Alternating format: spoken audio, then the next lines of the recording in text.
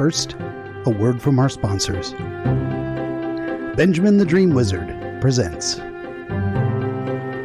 Oneirochronologia, Volume 1, introduced you to the art of the interpretation of dreams and the Oneirocritica of Artemidoris Daldianus.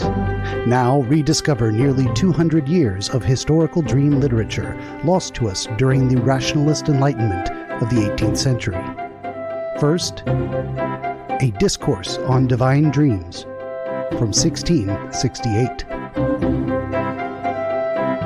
Next, a groat's worth of wit for a penny from 1670.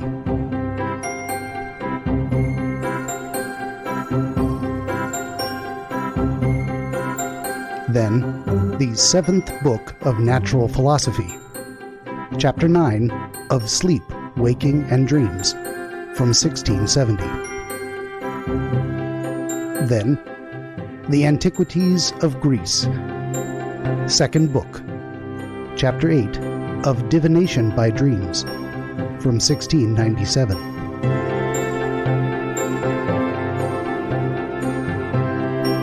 An inaugural dissertation on sleep and dreams,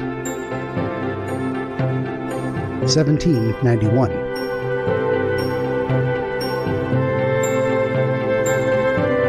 And finally, The Philosophy of Mystery, chapters 17 through 25, from 1841. All this and more in Oneirochronologia, Volume 2, a chronological anthology of historical dream literature from 1668 through 1841. 391 pages, 449 footnotes. All lovingly edited by yours truly, Benjamin the Dream Wizard. Available now on Amazon.com.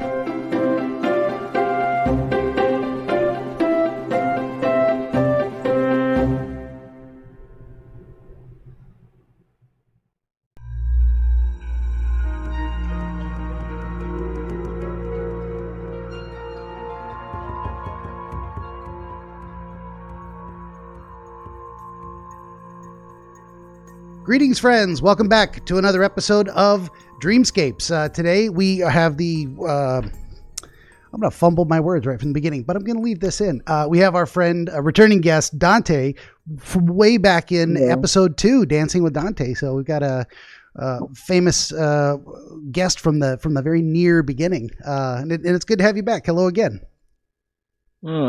Hello, everyone. Right on. So as per my usual process, we're just going to listen to the description of the dream. We'll go through it again, and then we'll see what we can make of it. So I am ready when you are. What do you got? Yeah. So this dream might be a little bit more controversial. I was in Nazi Germany. So was not only was I in Nazi Germany, but so was my ex. I was a Jew. Clearly, obviously, I was afraid. I took a puppy and hid inside and ran down a shed for some reason. Of course, to hide. But I don't know why I took the puppy. We were surrounded by scrap metal. The rainwater was creeping in. And I told my ex-girlfriend to not let the water touch her feet. And then I was daydreaming or recalling a memory. Climbing a tree, finding a cocoon, and I knew that this cocoon contained some sort of eusocial insect, and inside it was the queen. And I opened the cocoon and jumped the insect on a river below the tree. And I found the same insect floating on the river. I found the same insect floating onto the rainwater that was in the shed, when the rainwater was creeping in, I guess. I was laughing for some reason as the insect was drowning. I was thinking if you killed it, all the soldiers would die. For some reason I was laughing at that. I don't know why. After a few minutes, I remember the puppy sneaking out of the window. There was a wolf outside. The puppy was whining. Typically, I ran outside and saw the wolf, and I thought I was gonna be killed, but I grabbed the puppy anyways and just scurried back into the shed. Uh, a few moments later, I saw light at the windows. I saw a bunch of soldiers, and then I saw them flash their flashlights inside the shed. Inside the shed, I told my ex-girlfriend to run. They found us. I immediately ran out of the shed. I don't recall being caught. Maybe I might have. That just got lost in the process, but I really don't recall being caught. And I didn't even know if my girlfriend ran away or not. I didn't turn back. I just ran. I was instantly at the back of the school. Maybe while I was running away, I managed at the back of the school. Maybe I was running away. I really don't know. But but at the back of the school, there was this old woman throwing bottles at a really old guy. I don't know, but why? But I had a feeling that I knew this guy, and he used to be in the same situation that he was in the same moment. But the roles were reversed. She used to be the one throwing bottles at people. Even though I knew that, I just took a bottle and lobbed it at the old woman. She asked me to throw another. I don't know why, but I obeyed. She just kept telling me to throw another one. This time I hit the bottle. I hit the wall, and then the glass shards just ran at her. She said something about some sort of saint, saying that he could bounce bottles like it was like a ball and then just hit people with it. I don't know why she said that. I got angry for this, but I just kept on throwing anyways. I get angry and just kept throwing. All of it just hit the wall and all the broken pieces just landed at her. Uh, Soon I was another. I was just at another building this time. Somewhere in the process, I lost the part. I don't know how I got into that building. I just was there and I accepted it. I was just there. Uh, I saw a guy with I saw a high-ranking SS accompanied with a bunch of guards that had superpowers for some reason. One of them could One of them was like on fire, even though it was raining. They just ignored me and then talked about some sort of transcript that holds ancient wisdom. I had thought up some sort of ancient words and screamed at them, and again they just ignored me and went inside the building. Then I was at a shop. Maybe I went inside the building and then somehow materialized into this shop. I also don't remember how I got there. My mother and sister was also there. And then there was this beautiful woman who was considered Aryan, all that jazz, Jew, Aryan, all that shit. But I decided to hit on her anyways, talking about disgusting shit that I wouldn't say to a woman, but I said those anyways. I would never say those. I don't think so. It was very sexual. I wouldn't say those. I do not have the balls to say that. But she said no, predictably. And then I was just downtrodden. Her friends just yelled at me. And then my mother and sister was just stacking on. They were just asking me I would do that. And then I yelled at my mother and sister, and I answered back that I was ashamed that I was a Jew. I'm a Filipino, by the way, so yeah. I don't know why I said that. My mother cried and asked, Why would you side with Hitler?" I just decided to get out of there. but now and went inside this. And this part just goes fucking wacky. I don't know why, but this just happened. I don't know why. So there was this some sort of a sport inside where you just like where you skip similar. It's very similar to like skipping a rock at a lake, but this time it's just a cement floor, and then it's a wooden circle, and your goal is just to knock out some pins. I had a flashback of a dying man who was playing this same sport, and then everyone, even the owner, who was in the building, just cheered him on. They kept saying that this was his last game and he was a master at this game. And then after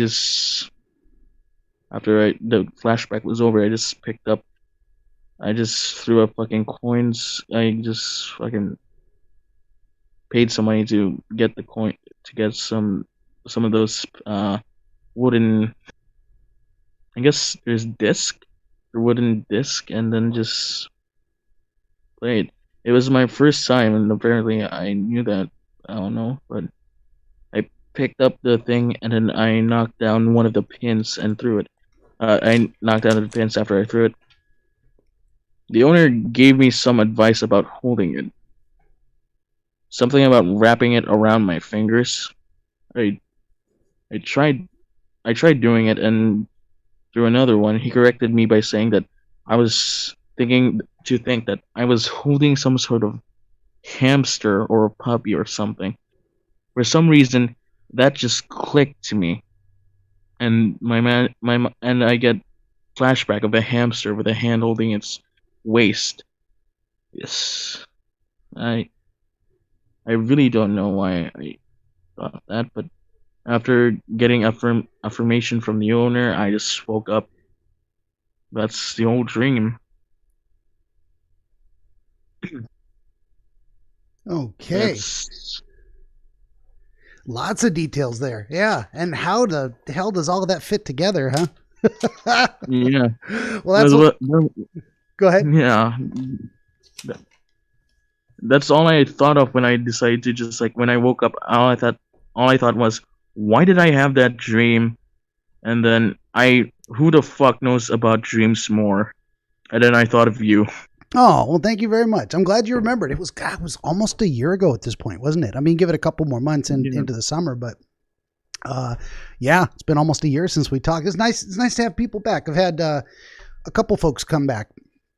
And it's always nice to kind of get a second chance at whatever they're working with here. So there is a lot of stuff, and I wrote as fast as I could. Oh, my hand is. I'm sorry if I spoke too fast. No, that's okay, and I didn't want to slow you down or stop you at all. We're going to go through it again. So I wrote down as much as I could to help spur my memory. And I don't know if you saw, I got like four pages here. It's my horrible sloppy luck. I probably could have fit it all on one page if I was writing slowly and carefully, but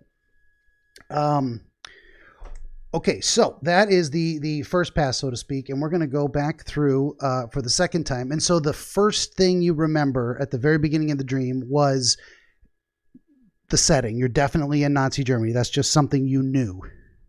Yes. Okay. Did you know the time frame? Was this like 1930s or whatever, 40s? I didn't know. All I know is that I was just in Nazi Germany, persecution and all that jazz against Jew, and I just happened to be a Jew. Yeah, I mean, that may be the most significant link. There's something in your mind saying, okay, think of it this way: you're the wrong person in a hostile place for who you are. So there's definitely something significant there. Do you remember anything about yourself in that setting? How you were dressed?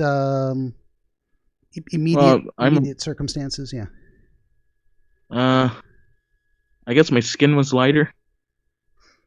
Okay, so you had rather than say a Filipino appearance, you had more of Wait, you did say Filipino? Yeah, I'm Filipino. Okay, gotcha. No, I wanted to make sure I wasn't just completely wrong about that. That was the word that jumped into my head. So, but rather than being in that body, you were in more of a Jewish-looking skin tone, so to speak. Yes. So Yes. so the image would fit the understanding of who you were in that environment. You don't remember wearing anything in particular, regular clothes or no image of that at all. There's no image of that. All I just remembered was hands. Hands. You remember being able to see your hands? Yes. Were your hands doing anything, or did you just kind of look at them like I am on the camera? Just kind of held them out and looked at them. Yes. Just like that. Okay. Do you remember thinking anything when you looked at the hands? Is that how you knew? Oh, I'm a Jew. No, I don't think so. Okay, All fair. I know is that I was weren't. just hiding from. Go ahead. Sorry. Yeah, I was just Jew. All I know, I just knew I was a Jew.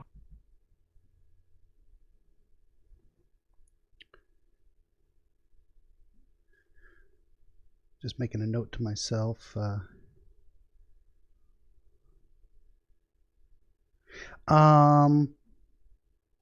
So you knew you were a Jew in Nazi Germany, and you needed to hide, or you were hiding. Yes. And what was the immediate surroundings that you found yourself in? I know you mentioned a shed, but what was kind of the landscape around you?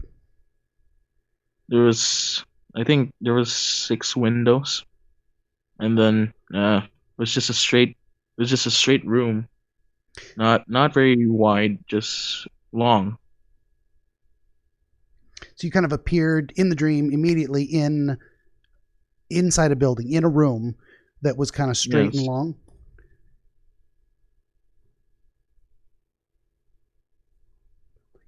And then, and you noticed there were as many as 6 windows. Say maybe only on one side, or. I knew there was like 4 windows, but since there are 4 windows, 2 in each sides, and then I saw another window at the front, at the back, and there might be a possibility that there was another window behind me. Okay.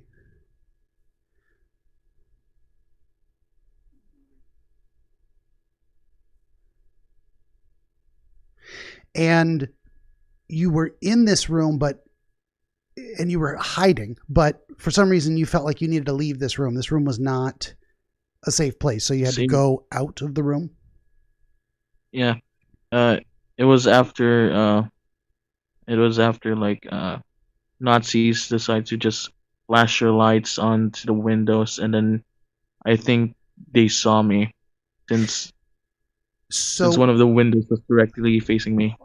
Okay. Is this room you're describing the shed you were in? Yes.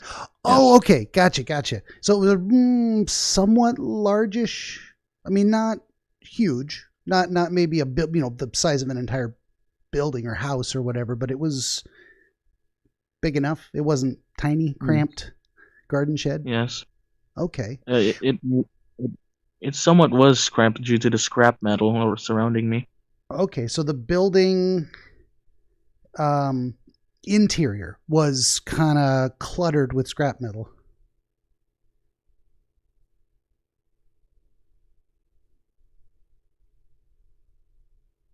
And you had this knowledge that you were with your girlfriend, or you saw her. My ex-girlfriend. And this is a recent ex. Someone you just broke up with a little while ago. Yep. How long ago did you guys break up, if it's okay to ask?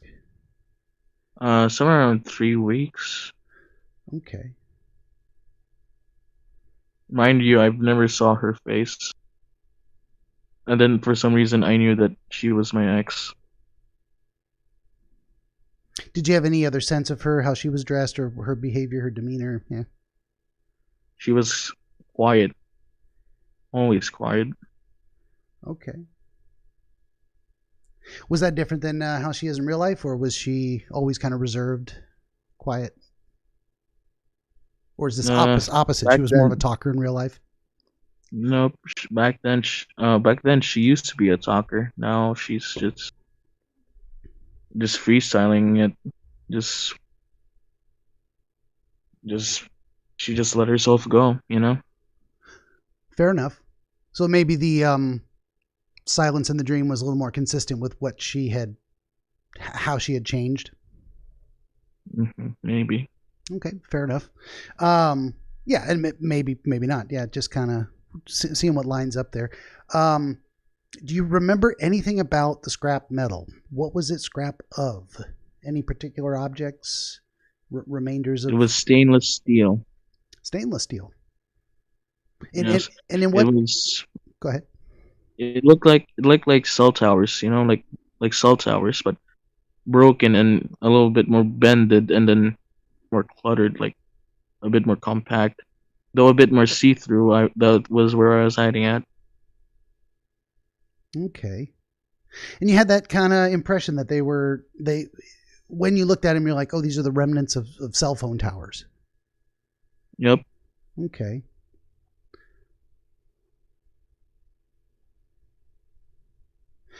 Uh, okay. Um, and so it was a little crowded in there too. How did it just kind of cover the floor, or did it like mound up the walls? Was there tall piles? Were you also kind of trying to hide behind the scrap? They were kind of cluttered, but not enough to make me feel uncomfortable. I was just standing. Okay, so there was room to be in there, but it was just full of this clutter. Yeah. Okay, fair enough. Um, and did anything happen immediately before you became aware that there was a puppy somewhere?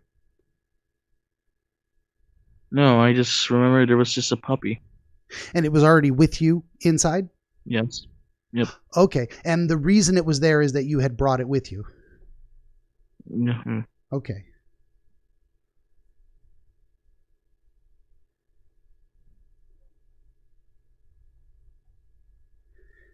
Where was the puppy? What was he doing? Just kind of chilling, or was he doing anything in He was particular? just he was just sitting, just laying down. Okay. Uh, anything remarkable about the puppy in terms of he seemed relaxed, he seemed tense, he was alert, he was sleeping. He was somewhat sleeping, like Okay. tired. Kind of an exhausted rest. hmm Okay. Gotcha.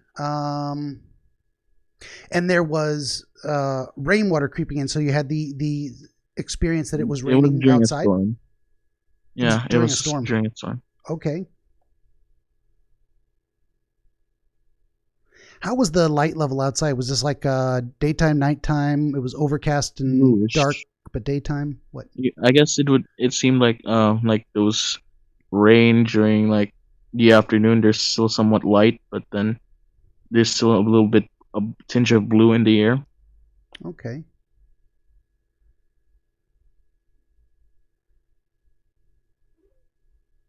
Like overcast clouds.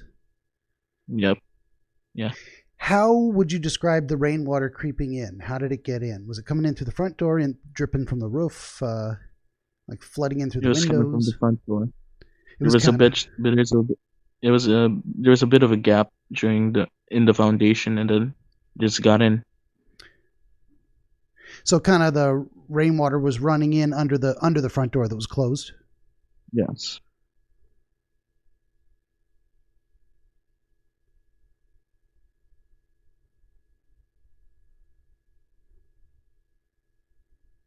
Okay. Ba, ba, ba, ba.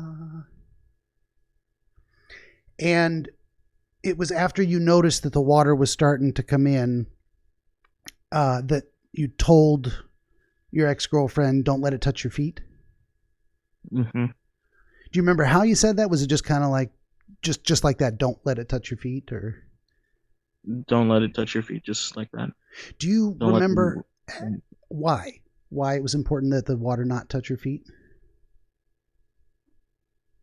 I guess I saw it as dirty, but then the next part of the dream maybe is the reason. I thought of it as dangerous. Okay. Okay. And then I think I wrote the word memory. Then you like went into your memory at that time, or you had the experience of a memory? Yep. It Okay. was.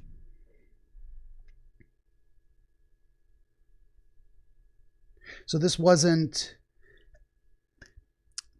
That's interesting too, but that's a very clear distinction in your mind. This wasn't the next thing you actually did in the dream. This is you Mhm. having the experience of remembering something in the dream while you're still in Yeah. the shed. And that memory was of climbing a tree. Hmm. What kind of tree was it? And what were the settings of that? Daytime, nighttime, hot, cold? Yes. Yeah. It was during a fall, and then it was autumn leaves. But I think they were just rubber trees. Rubber trees. You have any strong associations with rubber trees? They mean anything particular to you? I like how they. In the Philippines, they're the only things that can turn their leaves like somewhat like the autumn leaves in the USA. They turn themselves into color Okay. red, and it reminds me of them.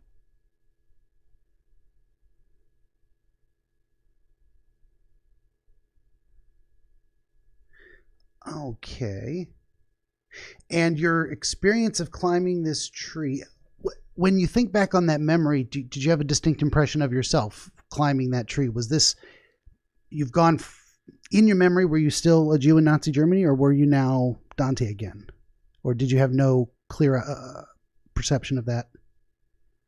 I remember that I was young during that. That's all I know about that flashback. I was young. Okay.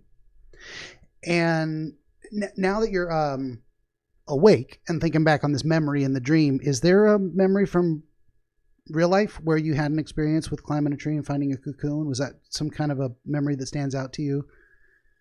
No, um I guess I've been always isolated as a child, so yeah, I've never gone actually to climb a tree like other kids.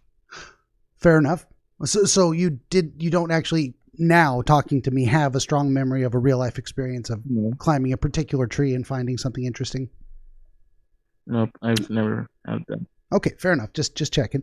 Um, and you got to a certain point in the tree. Where did you find the cocoon, and how big was it? It was I could wrap my hand around it, but it was very long. It looked like a pepper, What is that? A pepper? like a chili pepper. Oh, pepper. Gotcha. Um, so it was. I mean, chili peppers come in different sizes. It would fit in the palm of your hand. It was small. But it was big enough to just like make it. It seemed like a handle of a sword, like a really big chili pepper. Okay, so it was long enough to say wrap your grip around it like a cylinder of some kind, like the hilt of a Hmm. sword. Okay, um,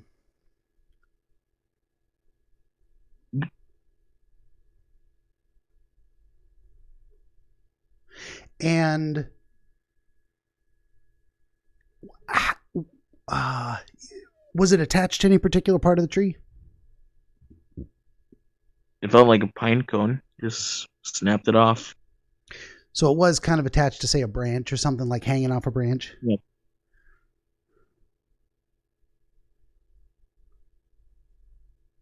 Do you remember having any particular thought or motivation behind reaching for it, snapping it off? I guess I was just curious.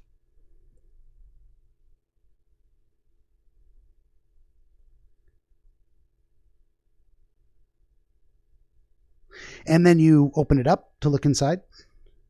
Hmm. And what did you find? What can you describe what you saw when you opened it? Uh, you know, like how bees have queens. Yeah. It was basically that. The queen of a social ant hive.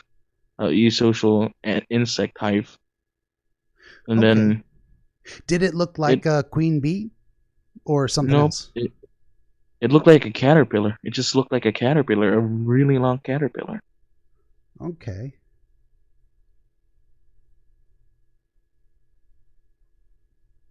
So it wasn't something that like you broke it open and you were afraid it was going to bite you right away. It was kind of a less threatening type of insect. Like, oh, there's just kind of a fat caterpillar there.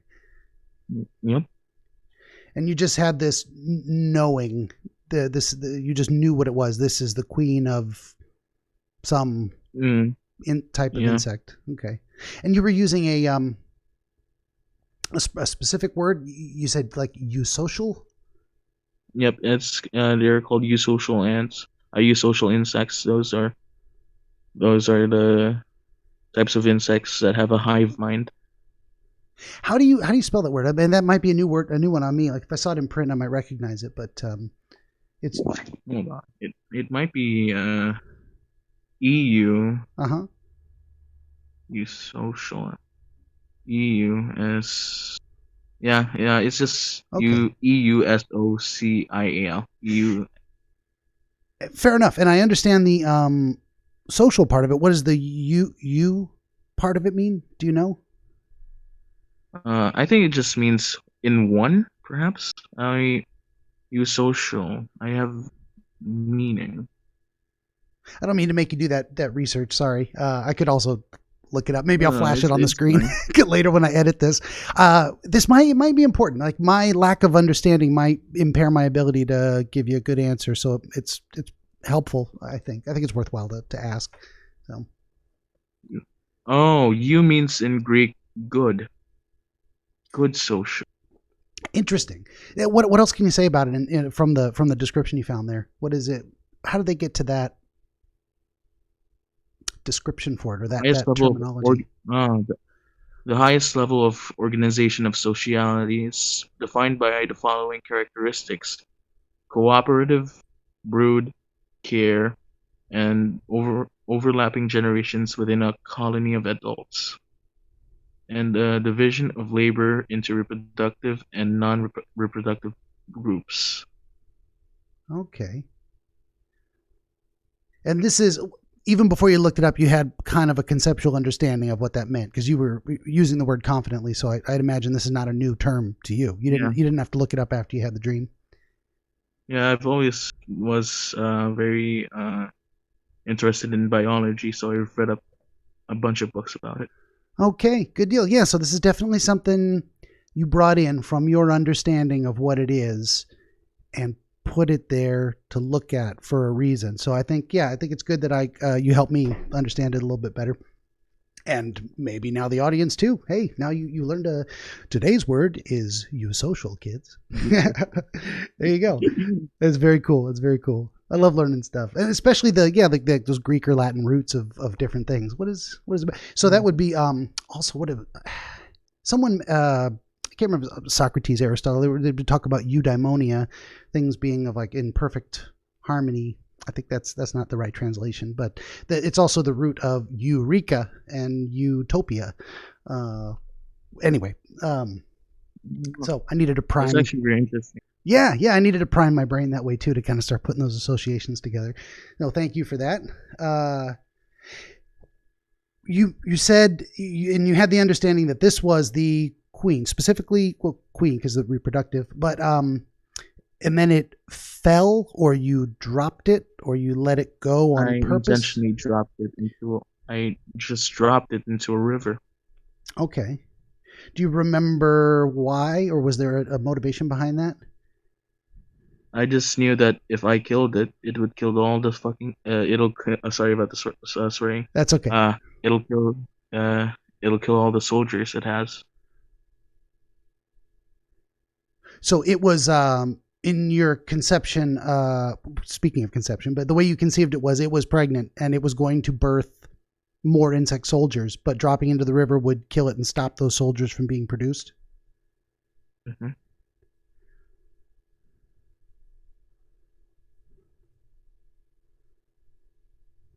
Sorry if I go quiet while I take some notes here. At least you can see me writing. I'm not just frozen or disconnected. That's all right.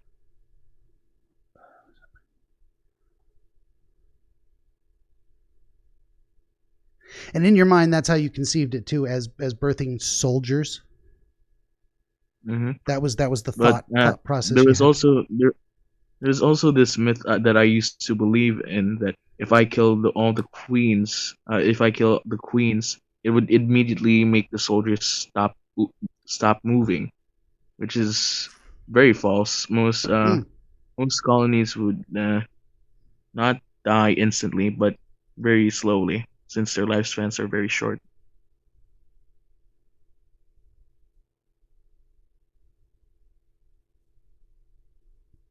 Okay, interesting. That would somehow. So in your mind, you're referencing this older concept of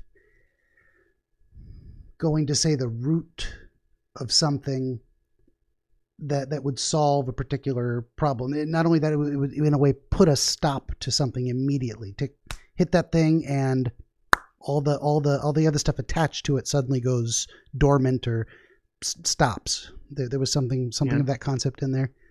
Okay. Mm-hmm. Interesting. Yes. So in this memory, there was a river nearby, and you could just plunk. You're still up in the tree, and crack it open. You see the queen, and into the river. And that's when you exited the dream, or what happened when it hit the water? Did it just go underneath the water and disappear and kill it? No. When it dropped to the water, I just went back to the shed, and then I saw the same type of species just drowning. Okay. So the trigger, say, for returning from the flashback to the shed was when it hit the water? Mm-hmm. Okay.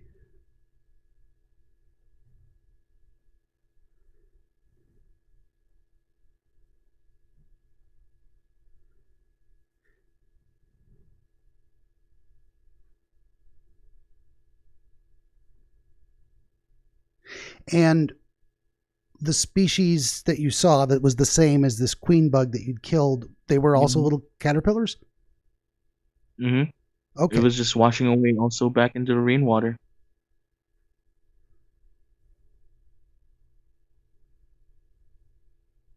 Was the rainwater washing them in or washing them out? It was just being carried by the water. It was being carried in under the door by the water? Yeah. Okay. And that's why you referenced telling your ex-girlfriend, don't let the rainwater touch your feet. And now you're thinking, then you have that flashback of why don't let it touch your feet. You get the killing the queen image, and then now we're back there where your brain filled in the gaps in a way with this flashback saying, well, here's why. So that answers my question too. Like, okay, why not touch the water? Well,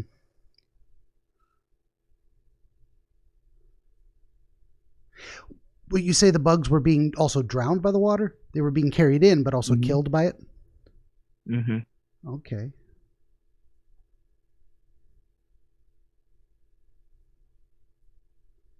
And then perhaps what they would do is, if you let your feet touch the water, they'd crawl on you to get out of the water, and that would save them? Maybe. Okay. That wasn't a distinct impression you had. You just didn't want to be touched by them. Just don't go anywhere near those things. And this, in your mind, you saw them in the water and you laughed, kind of an involuntary laughter at the thought of these insects being drowned? Yep, just a chuckle.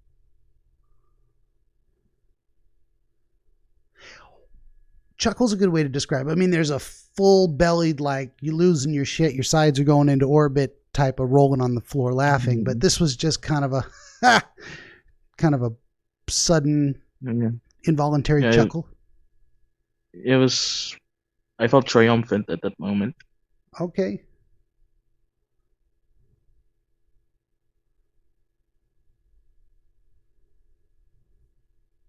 as if you were having, it was kind of a victory laugh, like you.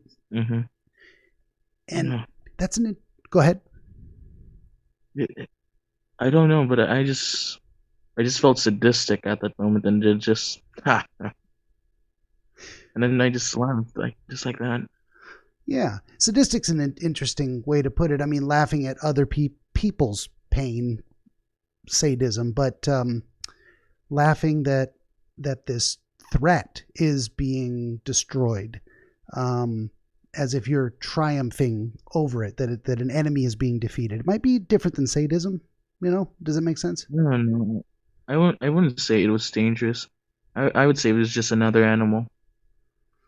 Okay, so you never actually felt threatened, say, by these insects? Nope. You just didn't want them on you, Nope. because who wants to be crawling in bugs, huh? Yeah. Okay. Interesting. Am I secretly a psychopath? No. I'm going to go ahead and declare that firmly. Definitely not. No, but there's something, of course, that these insects represent that you are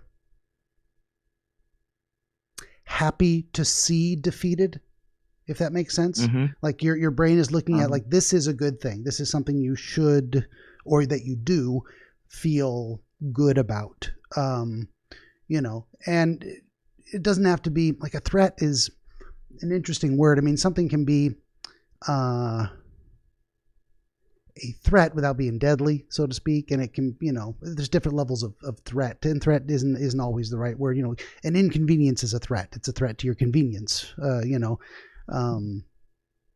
Getting out of bed in the morning because the alarm went off is a threat to sleeping longer. But then again, the threat of, say, not going to a job and then you lose your house, that's a much bigger threat. So you let the desire for sleep be defeated to move on to something more important. So there's all kinds of different ways to look at these things. Anyway, I'm just rambling now, not to dwell too long on these kind of things. And you also kind of, in that moment, like after that, say, involuntary chuckle, that triumphant feeling at watching these insects being defeated by the rainwater that was also washing them inside. Interesting combination of those things. But you also had the sense, or the impression, or just the sudden firm knowledge, you can describe it however you wish, but that by these insects dying, it would also kill the German soldiers. Maybe there was something there in your description. You could think about that a moment and try and help me understand that moment a little better. What do you remember of that experience? Maybe it's been what I've been thinking of lately. I've kind of thought of a solution to my unmotivatedness. I used to be very unmotivated, but I've recently had this saying of mine just echoes with me every time I do something triumphant. If I could do this, I could do more. Okay.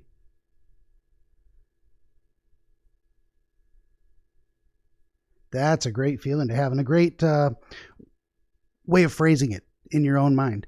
And that's very true. I think more people need to kind of lean into that experience. Some of us have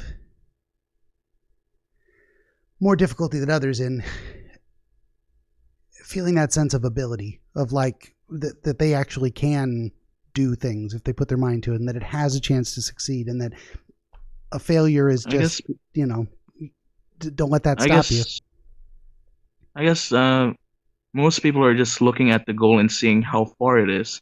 But yeah, what I think is that what you should do is just whenever you take 10 steps away, you look back and see how far you've gone, and you think to yourself, maybe I could take another 10 steps, and oh my god, I managed to take 20 steps. Yeah. Maybe I can do more. Yeah, for sure. And it's been like that ever since for me. Yeah, no, that's a big deal too. And there's also the concept of breaking down a large or long project, a goal that's very distant, into manageable chunks that measure your process. If it's going to take 10 steps to walk across the room, each step is a success. You're not there yet, but you're making progress and you can measure it literally step by step. That's a big thing that I think if a lot of people would, I mean, a lot of people do understand this, and maybe in my audience are going to be listening to this going, move on already. But I think that's a very powerful concept. Some people look at how far away the goal is and they're like, how am I ever going to get there? Well, you're not going to get there if you don't move. Number one, take a step. Something that's going to move you in the right direction. And then when you get there, you can reorient and try and find a better way. Or you got an obstacle, maybe you got to step to the side, and then you keep moving forward. Metaphors. But that is interesting. So there's this representation of that concept coming up in this dream here too. So I think that's probably very important. And I did make a little note of that there too. But there was at the very least that impression that there was some connection between the insects dying and this having an effect on the soldiers that were looking for you, the people that were hunting, the Germans hunting Jews. Yeah, I don't think so. When I think about it, I guess I just feel out of place. That's all I felt about that moment. I wasn't. After they found me, they just integrated me into their fucking schools and such. I didn't feel persecuted. I just felt out of place. Maybe that's. And maybe I wrote this down wrong. It just says what I wrote was, if kill insects, arrow soldiers die. That's my little. Maybe I wrote that down completely wrong while I was thinking of something else. And maybe that was a fleeting thought that crossed your mind at the time. Maybe we just forget about it and move on. But the next thing that happened was you became aware that the puppy was in the process of sneaking out a window or had already jumped out a window and was currently outside while you were looking at something else? Yep. It just jumped out of the window, and then I knew this innate sense that there was a wolf outside, and lo and behold, there was one.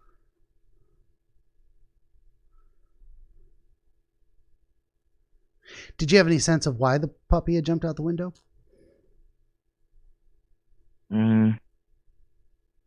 I guess it was bored. Is that a feeling you had, like the puppy was tired of being inside and just, or randomly as puppies do, he ran off? You don't know why. Yeah. I think it was just bored. I guess it just wanted to go outside. Sure. And, in these descriptions, if I ask you a question like that and I'm like, do you know the puppy's motivation? If you know it, if you're like, yeah, he was bored, tell me that. If you're like, I don't know, he just went out the window, fair enough. We don't have to try and invent a reason after the fact. No, I'm not saying you did, but don't be tempted to try and give me an answer if you don't have one. You can just say, no idea. It's been a while since we talked, and I don't know how many videos you've seen. I do a lot of what I call rattling doorknobs. Ask you 100 questions that don't mean anything, and somewhere in there is one question that was actually valuable. So we'll see what we get. That's how these things end up being 3 hours long. So what did you do? How did you respond to the puppy going out the window? Were you panicked? Were you calm? I was panicking. Say again? I was panicking. I was just panicking. You did panic. I was thinking how maybe the wolf might eat it up, and then, yeah. So this puppy, you in the dream, you had a sense of caring for it, and not wanting it to be hurt. And so I wrote down wolf outside. We went over that, and then puppy whines. The puppy whines because he suddenly became aware of the wolf, and that he was in danger.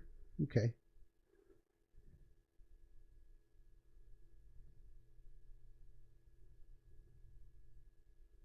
And then how did you respond? What was your behavior?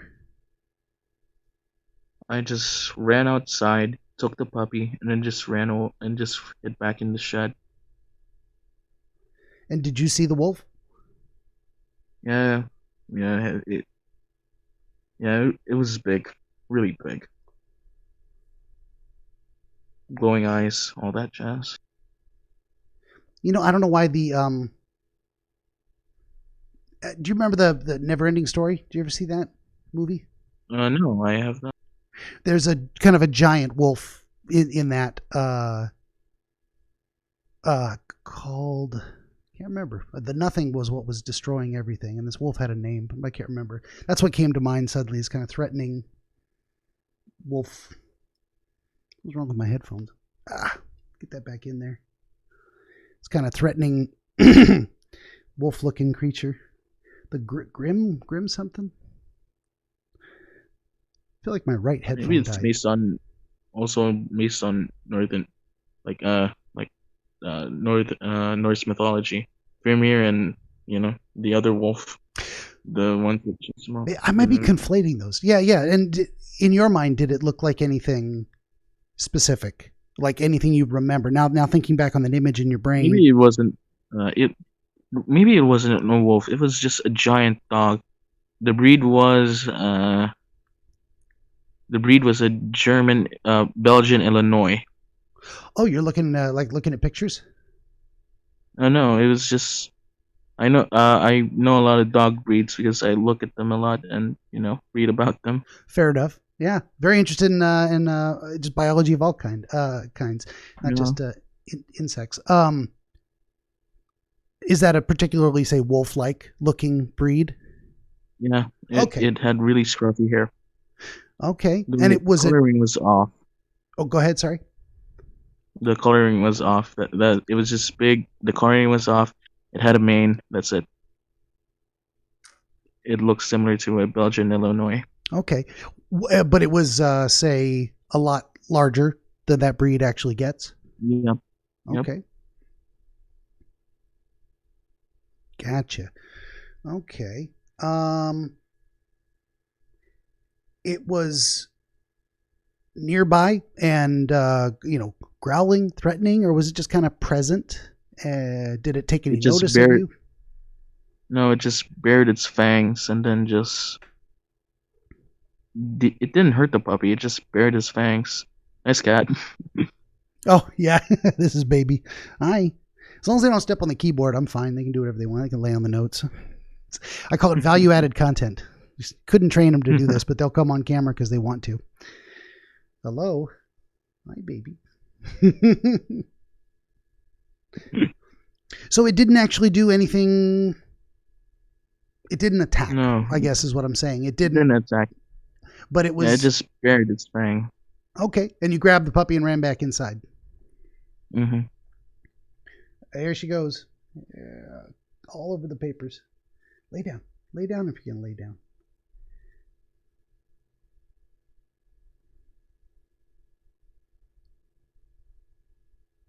Okay, where are we at here? And then there's the next thing that happens then is you get back inside the shed and suddenly there's lights from the exterior, and these lights are coming from soldiers. No, it actually took a while. In the dream I was just standing for a few minutes, and then I actually felt like a few minutes, and then just a bunch of soldiers just came in, just checking out the place. And then when they shined light on the shed, I knew they saw me.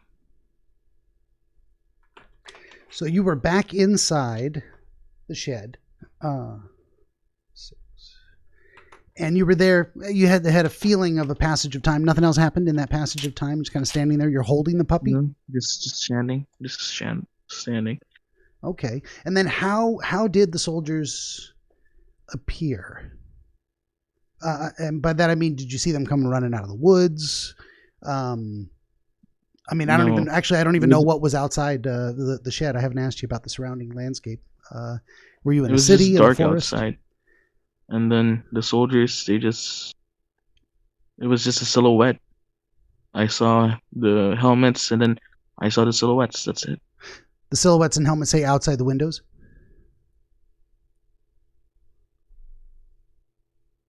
Yeah, that's about it. Okay.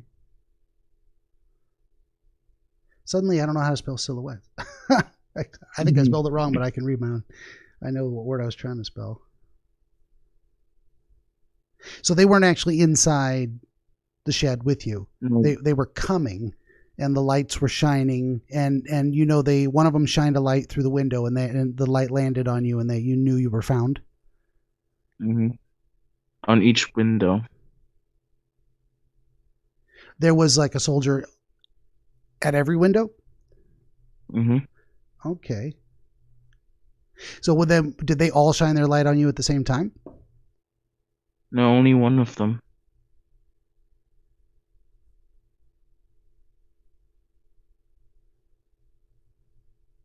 But that was enough. You knew you were found. Mm-hmm. And then that's when you told your ex-girlfriend, pretty much, it doesn't have to be a direct quote, but run, they found us. That was the exact words. Okay, it was. Run, they found us.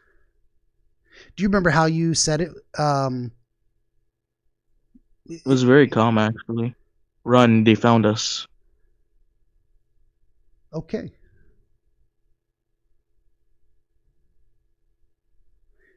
Any sense of fear, panic, urgency at that moment in you that you can recall? All I just remember was just running. I didn't feel fear. I just ran. I didn't know where I was going. I just ran. Okay. So there was no impression of intense emotion at that time, and it was spoken more of a matter-of-factly, this is the way it is. This is what's happening. They found us. Got to run. Mm-hmm. Okay. And then I think you said you ran out of the shed, so or were you just suddenly outside of the shed, running somewhere? I just ran out of the shed. You did bolt out the front door, say? Mm-hmm. Okay. Yeah. And then what was that experience of running like? Where did you go? What did you see? Wet grass. Tall, short, like a lawn, like a jungle? Mm-hmm. It was just like a lawn. Okay. Kind of a wide open space, just running? Mm-hmm. Okay.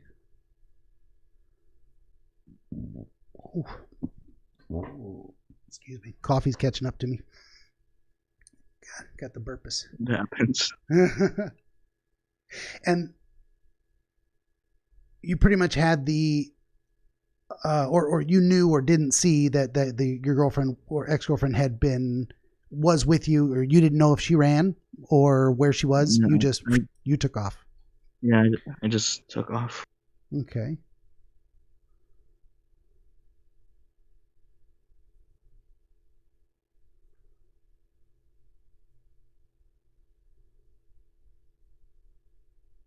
And the puppy still in your arms or left behind? I remember just, you know how athletes runs, they use both their hands to just like make them run faster, just like pumping your arms. Yeah. You remember that? So you weren't carrying the puppy, and you have no idea what happened to it.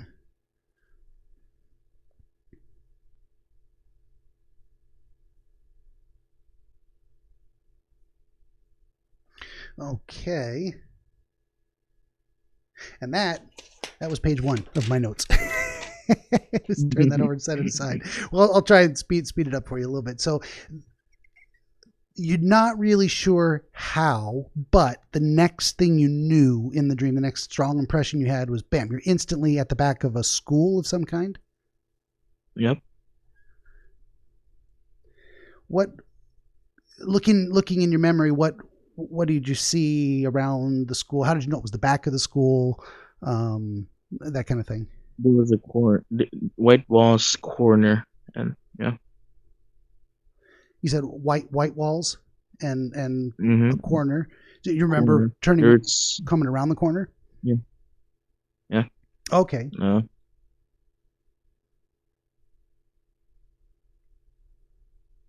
And then if you could draw me just a little bit of a word picture for the scenario that you saw there. You said there was an old woman throwing glass bottles at an old man, an even older man. And so where was the woman and where was the man, and what was near him? You know, were they both against the wall? Was he against the wall and she's standing out away from the wall? She wasn't that far away from the wall, but not that close to. Just right enough. Do you know where the bottles were coming from? She had a pile with her or something, or they just No, they just kind of just appeared. appeared as needed. Fair enough. What was she wearing? Anything unique, interesting? Any distinguishing features about her? I mean, you knew she was old, so gray hair, wrinkles, stoop shoulders, White hair. white hair. White. And for some reason, you also knew that the old man was even older than she was. Yeah, had a really long beard, longer than yours. The funny thing, this is probably just not gonna get any longer. This is Wait, really? yeah, hair. It's different for everybody, of course, and even hair on your head. Although the hair on your head keeps getting longer, but it gets to a certain point where it starts splitting at the end, split ends, but then it also starts falling out. Like it has so with beard hair, it's programmed DNA to grow to a certain length, and beyond that, it just stops, or I don't know how to describe it. Like I've been growing this out for over a year. Just It's been this stunt. long. Just It just stops. stunted. Yeah. Just like I'll never have the ZZ top. It's not going to happen. And that's okay. This is the way it is, Mm. Now, I heard applying beard oil will help. maybe Beard oil. And my wife did once is she has a flat iron that presses the hair and straightens it. Oh. So she straightened it once, and it comes down to like it goes like, this is curly shit. So it could be longer, and that was weird. I had this Fu Manchu looking situation going on, and then eventually it kinked up on its own because it goes back. I'd have to put chemical hair straightener on it if I wanted it to be like that. But this is fine. This is the Santa Claus length. Just got to wait for it to turn white. Someday I will be 60 years old with a white long white hair and a white beard, and I will actually be the wizard I hope to become. Because you gotta dress for the job you want. So I'm heading there. Okay. So old man, long beard, and you had the distinct impression he was even older than she was. What was he doing? What was his response to having the bottles chucked at him? Was he like, whatever, blasé? Was he dodging, ducking? Was he sitting? Was he cowering in fear? He was just cowering in fear. Okay. So kind of crouched and protecting himself? Mm-hmm. Mm.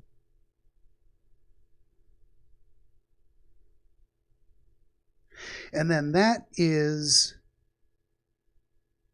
when you had the feeling or understanding that you needed to save him, or at least protect him in some manner because he was necessary to you. Like I wrote down, I need him. No, it was just like, you know what? Fuck it. I'll save him. Okay. You looked at the situation like I could ignore it and walk away, but that didn't sit right with you, and you're like, I guess I better do something. There was almost a feeling of obligation. Like this is unjust, and I need to step in to make it just. Yeah. Okay.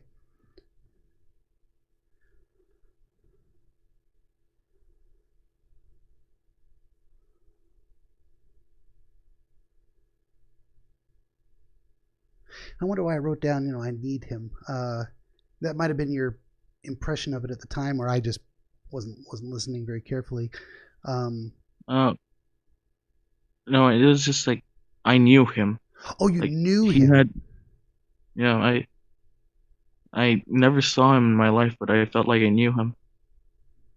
Okay, so do you think now that you're kind of putting that together in your mind, do you think the not urge, but the feeling, whatever it was, that you needed to intervene was related to knowing him on a personal level? Like if he was purely a stranger, you might have made a different decision.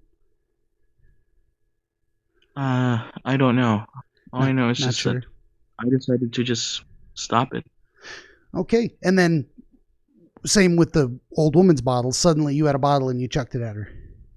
Mm-mm. And that was the okay.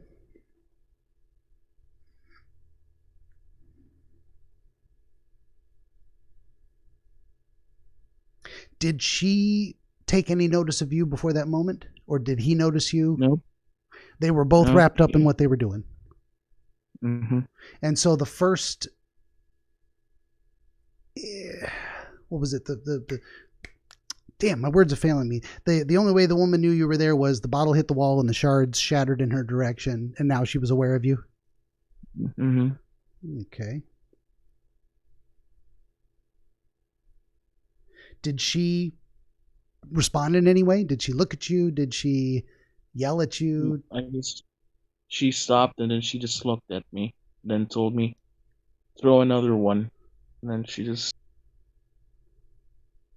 stood there, and then it kept asking me to throw it.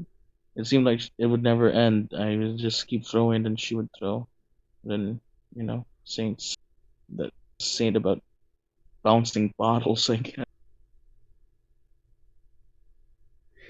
So her response to having that shatter near her was to become aware of you and to tell you to throw another one. What was her demeanor when she said that? Was it also blasé, matter of fact? Was she angry at you? Was she... She was angry at me. She was angry at you. Okay. So was that order a challenge? Was it mocking? How did she say it? She had an anger in her tone. That's it. She had anger in her tone. Throw another one. I guess it was mocking, some in some way mocking me. Yeah, because I could imagine that being something insulting you would say, or taunting, like almost like an I dare you, throw another one. But it could have been that. It could have been something else. It could have been more matter of fact, ordered, like she shifted focus to you and proceed, throw another one. Could have depends on how, but she was angry and maybe taunting, almost like I dare you, throw another one. Yeah. Okay. And there's something interesting here too, and I'm not going to dwell on it too long, but you had this impression that the old man had been the one throwing bottles in the past. Mm-hmm. And now she's throwing bottles at him, and here you show up to throw bottles at her. So you're kind of joining this cycle and eventually what, are you going to take over her spot and she'll be against the wall, and then where's the old man go? And who's going to come along behind you to throw bottles at you? There's something going on there about this chain of events.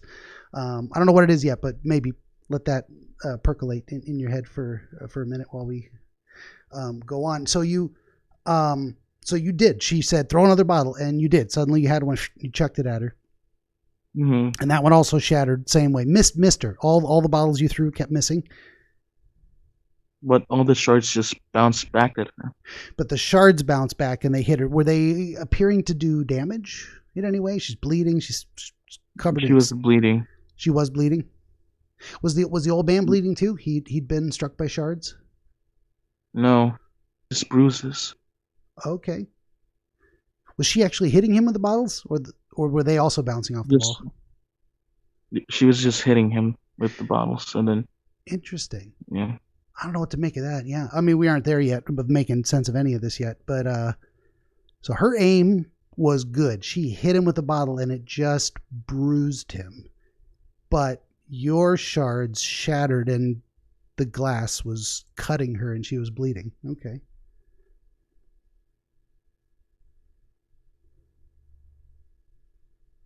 And it's interesting that that's a feature of, say, missing the person you were. Do you remember aiming for the wall to cause the glass to shatter, or do you remember the sensation that you missed? Yeah, I just aimed at the wall, hoping that the glass shards would bounce. Okay.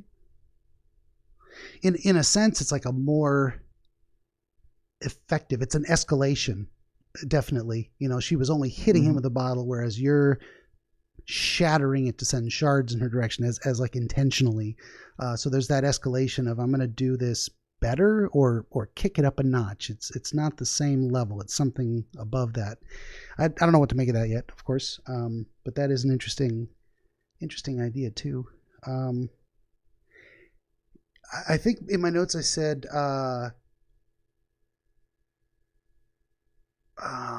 what did I write down here? You threw multiple bottles, and you became angry in the process. You became more. Yeah. Like anger Yeah, I was. rose up inside you? Yeah. I think she. I guess she. Yeah. She said something about some guy who could do. Who could. I just.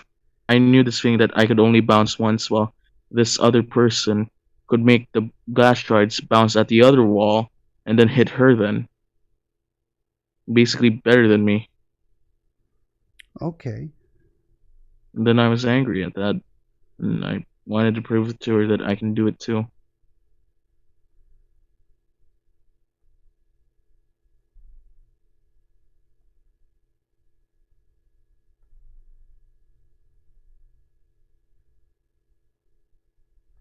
So as she was taunting you, she was telling you about another person who could do what you were doing better than you. And Yeah. so you were trying to demonstrate that Outdo you, it. say again?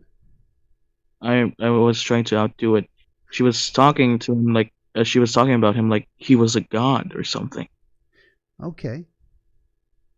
And did you ever duplicate or exceed what she No, was no, describing? I failed. Okay. Uh,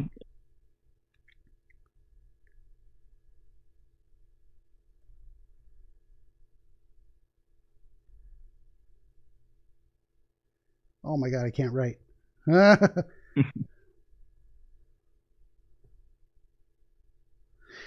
And then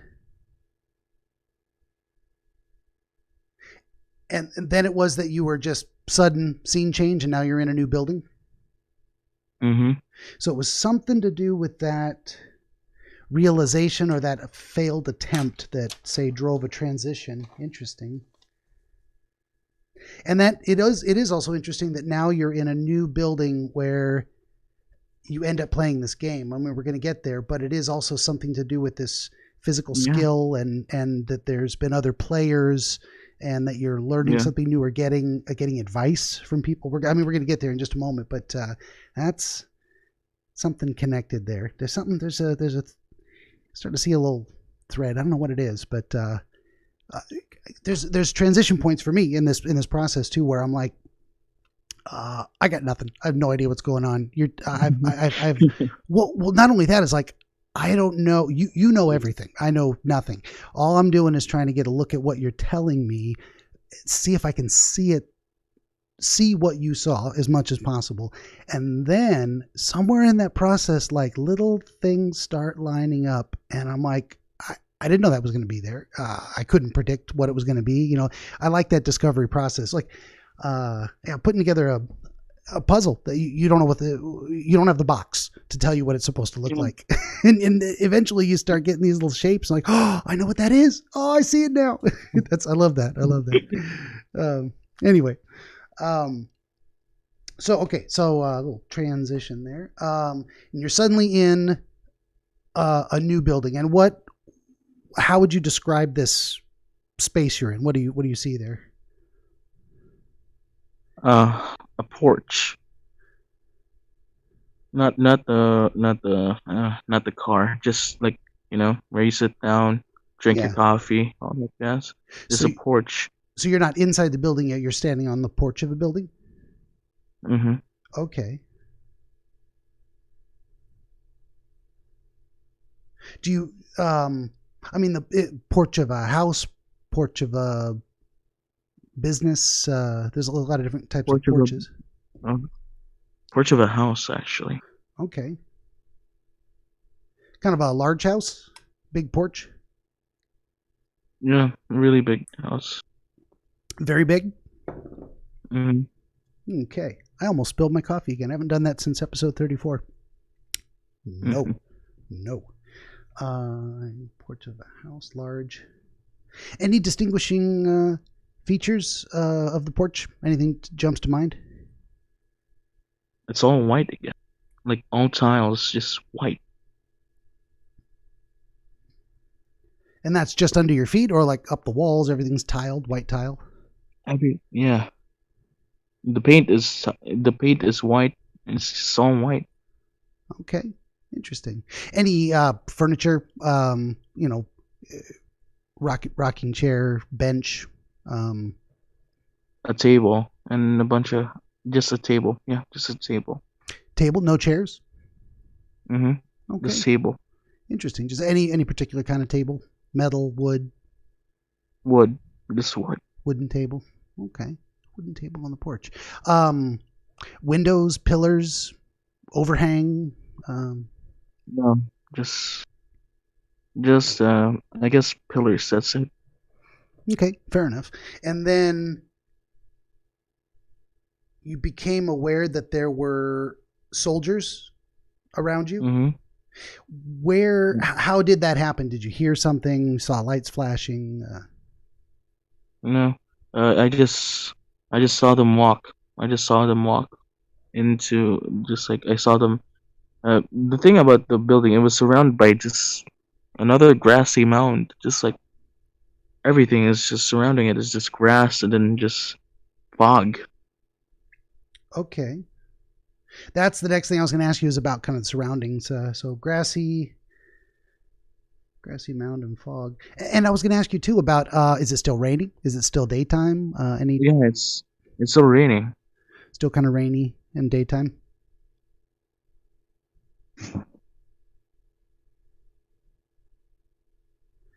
And where did they come from? Where did they go, Cotton Eye Joe? At Did they the kind of at the did they approach you at at the the front. porch? No, they just went at the front. Just like like beyond the fog, they just appeared, just like walking at Towards the you? front of the building. Mm-hmm. Okay.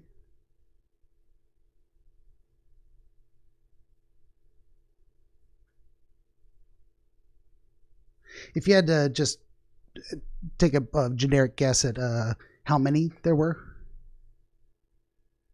5. literally just five specifically, or yeah, roughly. Yeah, somewhere around. Yeah, it was 5. Fair enough, but it wasn't 50, and it wasn't 500. No, Okay, and it you was just knew 1. that they had superpowers. It was just something you knew, but you also saw that one of Yeah. them seemed to be on fire. Yeah. What did that look like exactly? Like Human Torch style out of the comics? Yeah, it was just yeah, it looked like the Human Torch. It looked like it looked like something from a rock metal album. Okay, but it wasn't like he had been lit on fire and he was suffering. It was like you knew this was his Yeah, superpower. He could this was generate normal fire. for him. Now that you think about it, and anything else stand out to you in terms of seeing abilities or knowing what the others could do? No, it was just him. Most of them were pretty hot though, like females. Were these soldiers? So there was one man and he was on fire, and the rest were women. uh, 2 were men, 3 were women. Okay.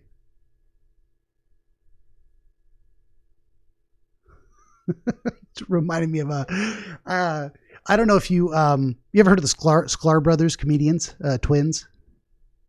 No, No,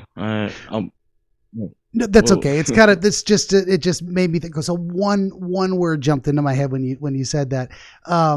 They tell this story where it's like a rewrite of the Mel Gibson What Women Want, where he can like read girls' minds, but it's like actually the joke is that he's a Nazi officer but he's hot, so he's a hot Nazi. He's a hotsy.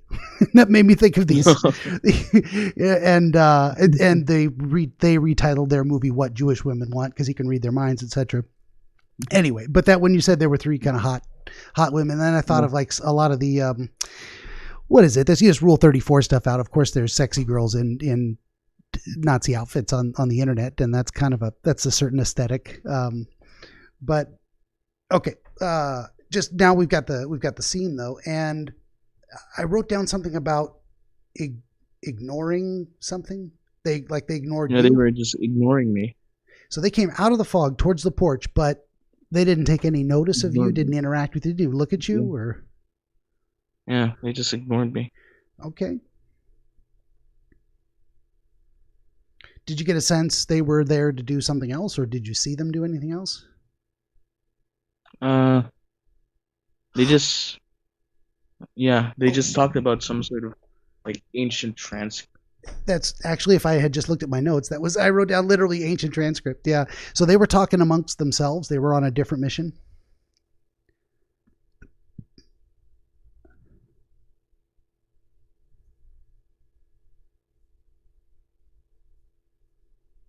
Do you remember any other words other than just that kind of key concept of ancient transcript?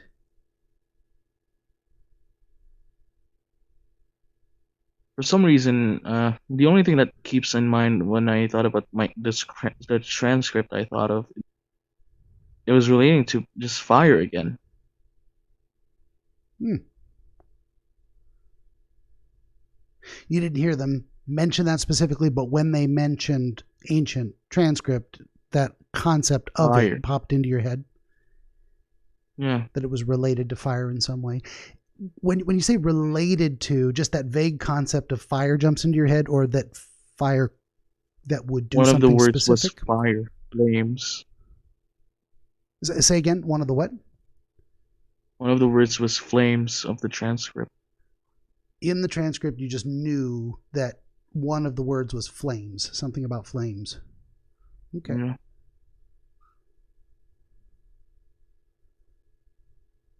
And you don't have to know how you knew it. You just knew it.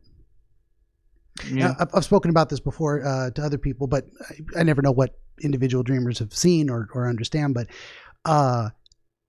seeing something, hearing something, tasting something in your dream is absolutely equivalent to just knowing something in your dream. It's all the same experience, so to speak. Yeah. Does that make sense?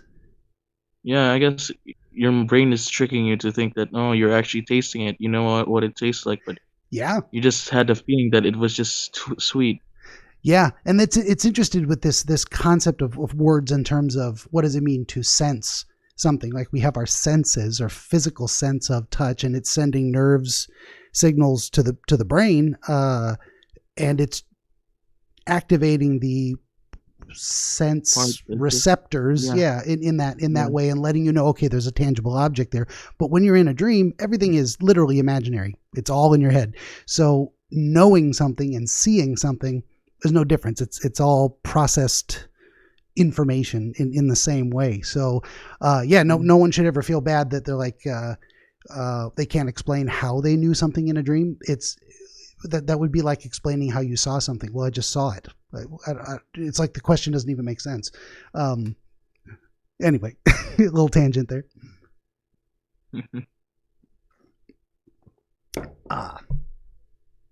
Okay, so you then yelled at them. Do you remember a motivation for wanting to speak, to say something to them? Attention. You wanted to draw their attention towards you? Yeah. Did you want that attention for a reason that you could remember? Like, why did you want them to look at you? To be a part of them, I guess. You thought if you got their attention, they would let you join their group? Yeah. Okay. Was there a sense of, I don't want to be alone in this environment, and therefore I'd rather be with these people than nobody? Or was there a sense of, I want to join this mission they're on because I also want to find the transcript? Yeah, something along like lines like, I don't want to be. I want to be like them. That you want to be like them? Yeah. Okay. Do you remember what it was about them that made you want to be? What is it? What was the being that you wanted to be like? Does that make sense? Adventure and superpowers. Okay. Yeah. Gotcha. I mean, me too. Let's go on an adventure. I want superpowers. So that makes perfect sense. And you even tried yelling at them, you said, in some language that you thought they... Yeah. How would you describe that? It felt like I knew what the ancient transcript was.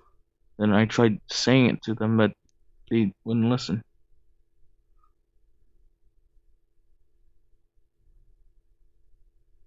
You don't remember your words or kind of how it sounded. I mean, All I remember is just flames. That's it, flames. okay. So the word that actually came to your mind regarding the transcript was a word from the transcript. And so you said it in the way the transcript did to them, trying to get their attention, like almost demonstrating you would be of value to them if they let you join. Yeah. Okay. Yeah.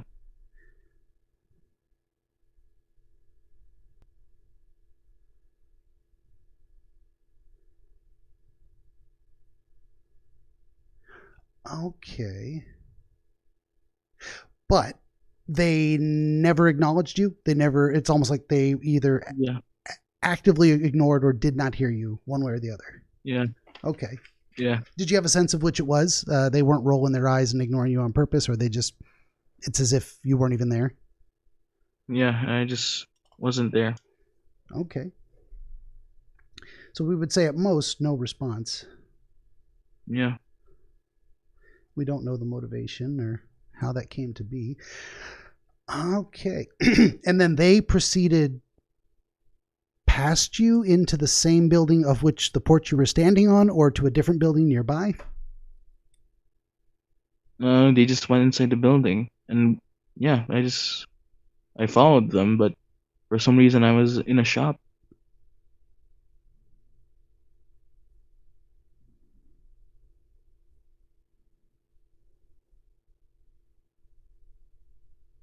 Okay.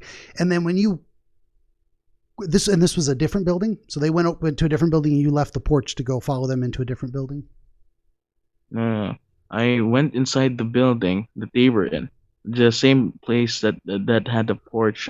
They went in, and when Okay. I also went in, I was just transported to a shop, and then yeah.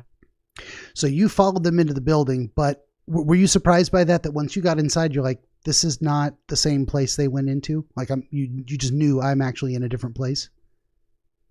Uh, I after I just went inside the shop, I just like accepted it. So there was a moment of realization, though, that you were not in the same building as them. You had followed them, but you had ended up in a different location? Yeah, Okay. I just I didn't question, just accepted it. And they were nowhere in sight. You walked through the door and they're gone. One of the hot girls that I talked to you about, I think it was the same. It was one of the from the same group. Okay, so the girl you spoke to inside in this next sequence of the dream was one of the Yeah. soldier girls?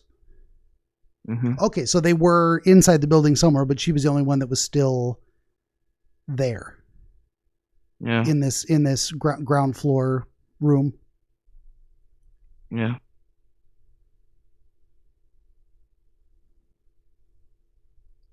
Okay.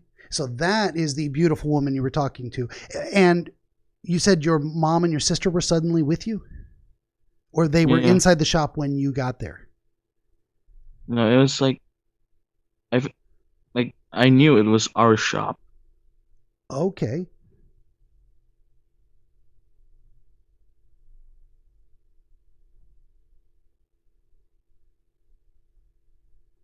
Do you have does your family have run a small business?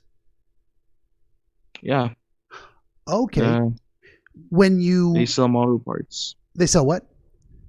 Motor parts. Motor parts. Okay. And do they have a shop in town and people Yeah. come, they have an actual storefront of business? Yeah. Okay. And when you walked inside, were you like, I'm in my family's shop, or you You were? know. Yeah, I was. Yeah, it looks similar to the family shop we have. It was structured the same. Okay. And so your mom and your sister were there because they're running the store. They're Yeah. working. Okay. Mm.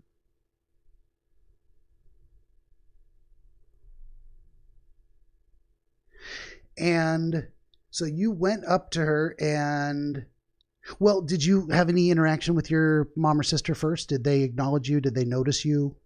Did they wave, No, smile? you just they just saw me and it was just like, hey. Okay, no interaction there. And then you went up to this gal. So, one thing I will say is you can tell me what you said, or you don't have to. If you do and you don't like it going out on the air, we can cut it out. Like all of this is just being recorded, so I can chop down anything and we can get into stuff, or you can leave it vague and it doesn't matter. All I remember was this one line. So, we're gonna do it out. We're gonna do it at the back, or yeah, it was something cringy like that. Thinking back on it now, you feel cringy about it. How did it feel to say it in the dream? Did you say it with more confidence, as if you expected it was going to happen? Yeah, it was. It just flowed on like water. And I was smooth as butter as hell. Yeah, spoken with confidence.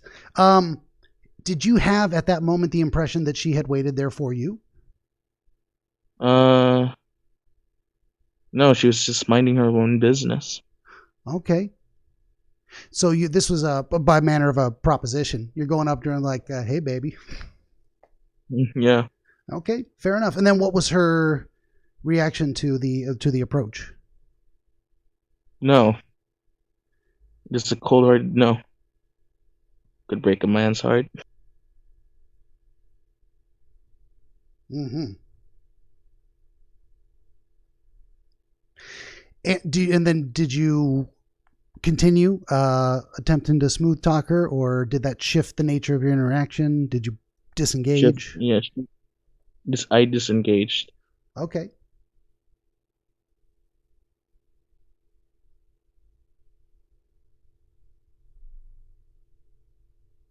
And that's when your mother and sister became involved? Did they come over to you, or did you go over to them, or they spoke from where they were? They came to me. They came to you? They came to me.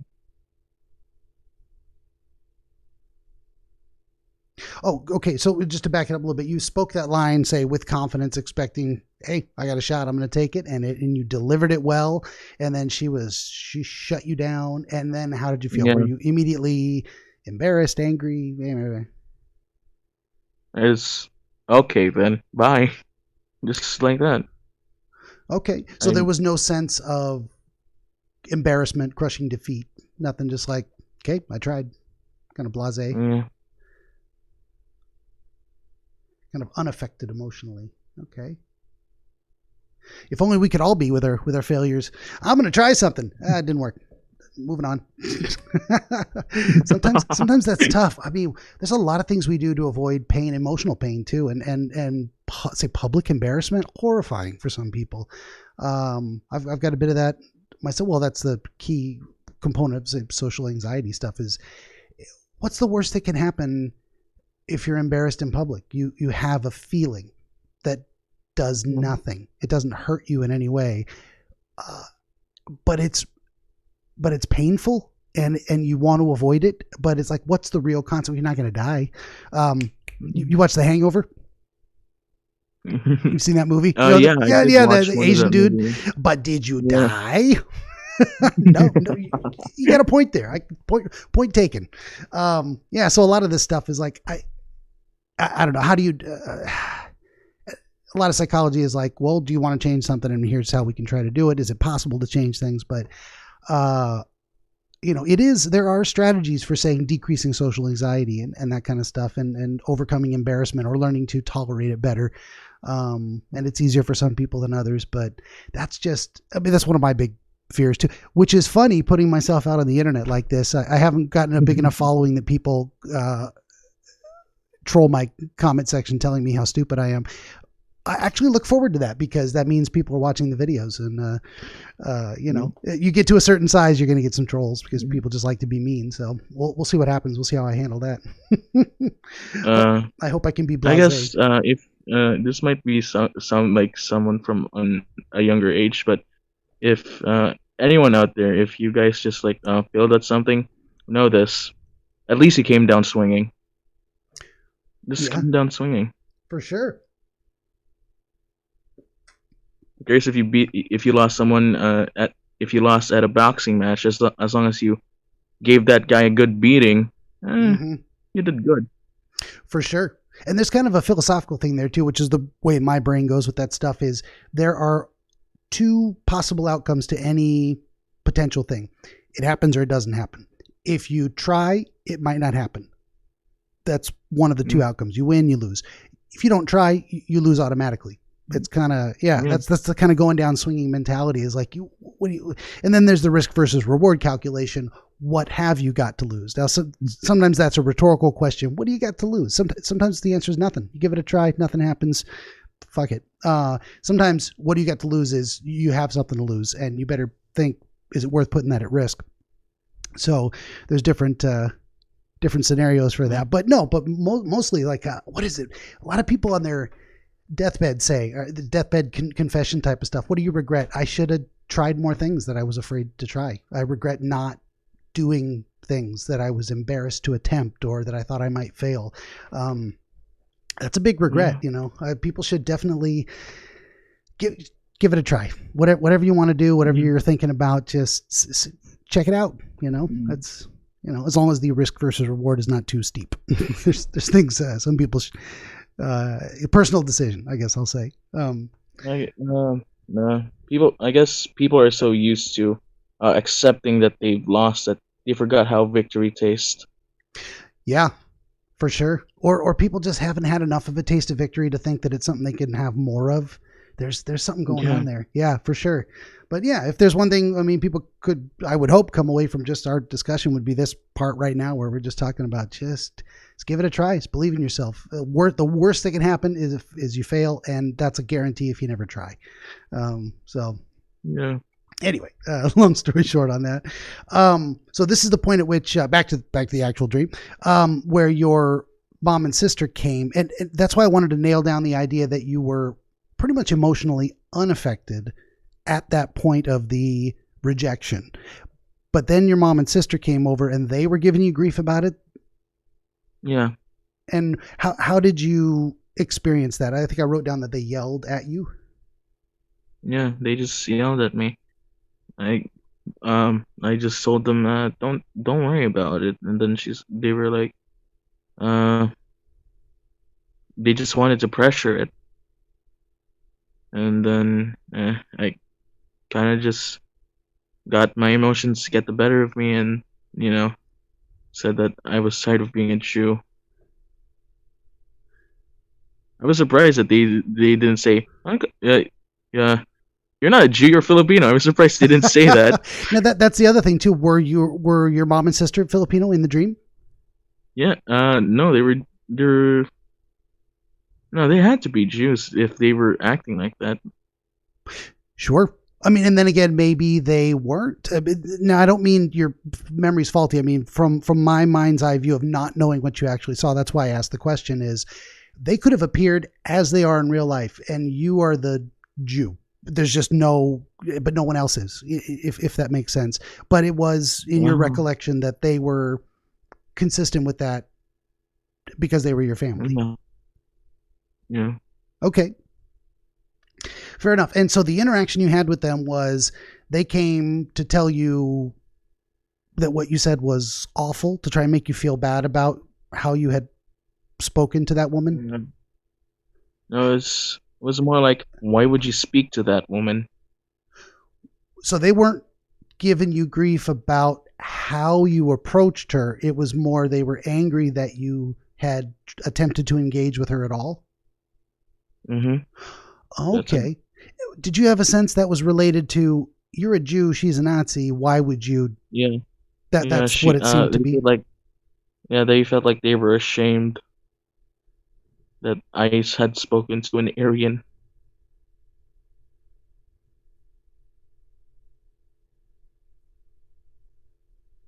Okay, so their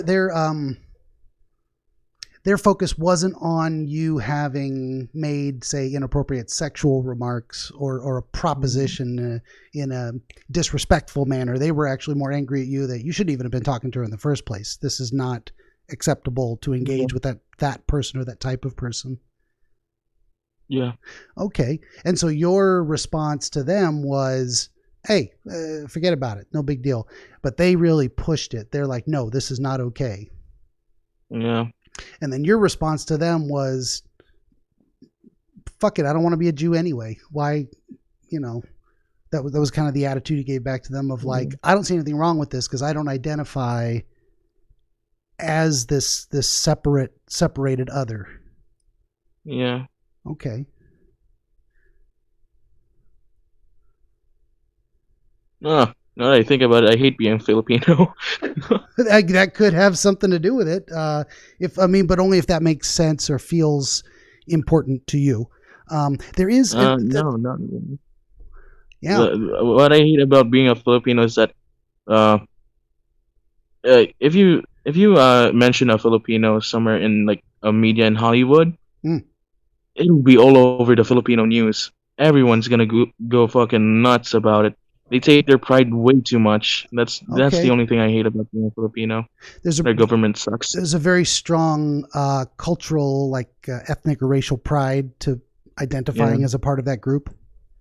yeah, Okay. Well, that kind of speaks to the theme in general of this whole Nazi Jew thing too, because even today Jews have a big cultural, religious, and ethnic identity, but also Nazis in Germany. That was a big Aryan, ethnic, cultural, political identity they had going as well too. So there's those themes, and you can't think of a more stark contrast in the modern world other than say slavery in America where it was black and white, but the most even more recent powerful exemplar is Jews and Nazis, and also there's another layer there of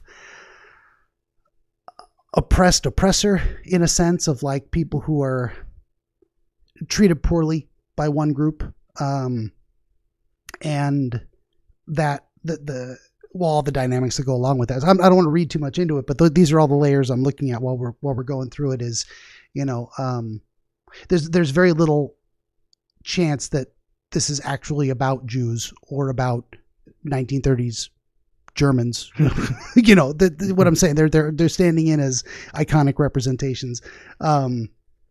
So again, and I know what you said way back in the beginning about this could be controversial. Is like it could be, but not really, because these things aren't what they appear to be. seems to be. Yeah, not in a way that is even remotely controversial. You're not promoting any ideology. You're just saying these are the symbols I saw, and then they're going to mean certain things in their proper context. So,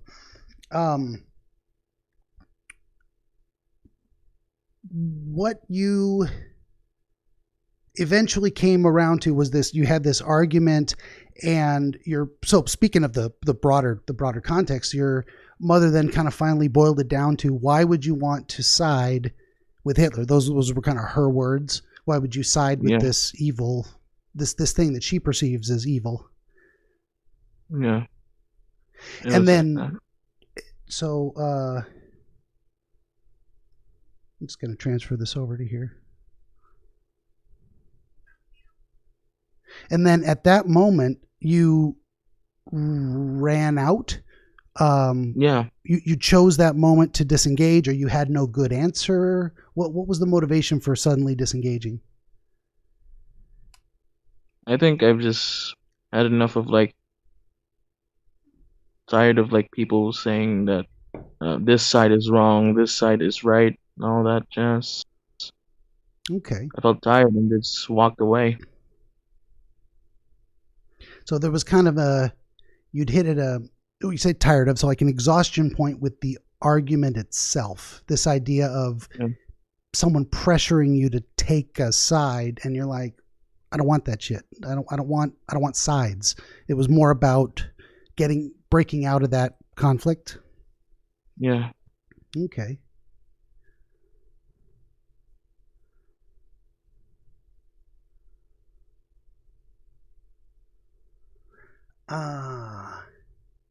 So you ran, and then was there another sudden scene change where you remember yourself running and then suddenly you're somewhere else? Or did you actually run through the town, so to speak? I distinctly remember walking into this alley. uh, I clearly saw that as like uh, this alley was just like the same. It's from real life. I've been there before, and not gonna lie, so far that was one of my favorite places to walk at for some reason. I just like walking there. So I don't live there, yeah. but I just like walking there. So from real life memory, this is a place you have been, and it's an alley you enjoy walking. Like you'll take a walk Yeah. around town sometimes, and this is a place you find yourself returning to. No. Every time we visit that city, the first thing that I do is just I go to the mall, and then there's this alley. I just like walking around. It just has nice views, all that jazz. There's a view of the sea. It's really nice. Okay. So this is a place you have positive associations with. So you left an argument you didn't want to be in, and you went to a happy place, technically, a place that is stronger associated with somewhere you'd rather be, somewhere you enjoy being. Yeah, Okay. yeah, something like that. When you say alley, do you mean something that's actually pretty wide, almost like a street, but it's just a walking street, and there's It was stores and my bad. stalls, and, It was street. It was a street. but like a walking street, not a driving street? Yeah, Okay. yeah, it was a walking street. Those are more common in being in America, I'll say foreign countries. That's something. The first thing that came to mind was a like a street bazaar in the Middle East, something like that, where there's just. Does that make sense to you? The image that popped Yeah, into my yeah, yeah. head. Yeah. Where it's like if there's a car driving down there, it's because there's a chase scene and it's not supposed to be there. But it's a walking, and you could think of it as an alley, but it's pretty wide. It's just a walking path, and there's stalls and vendors and buildings Yeah. and whatnot, and then a view of the sea. In your actual real life experience, so you're in this alley that looks familiar from real life, and this is where you find. The building. So there's a new The weird. another building. Yeah, yeah.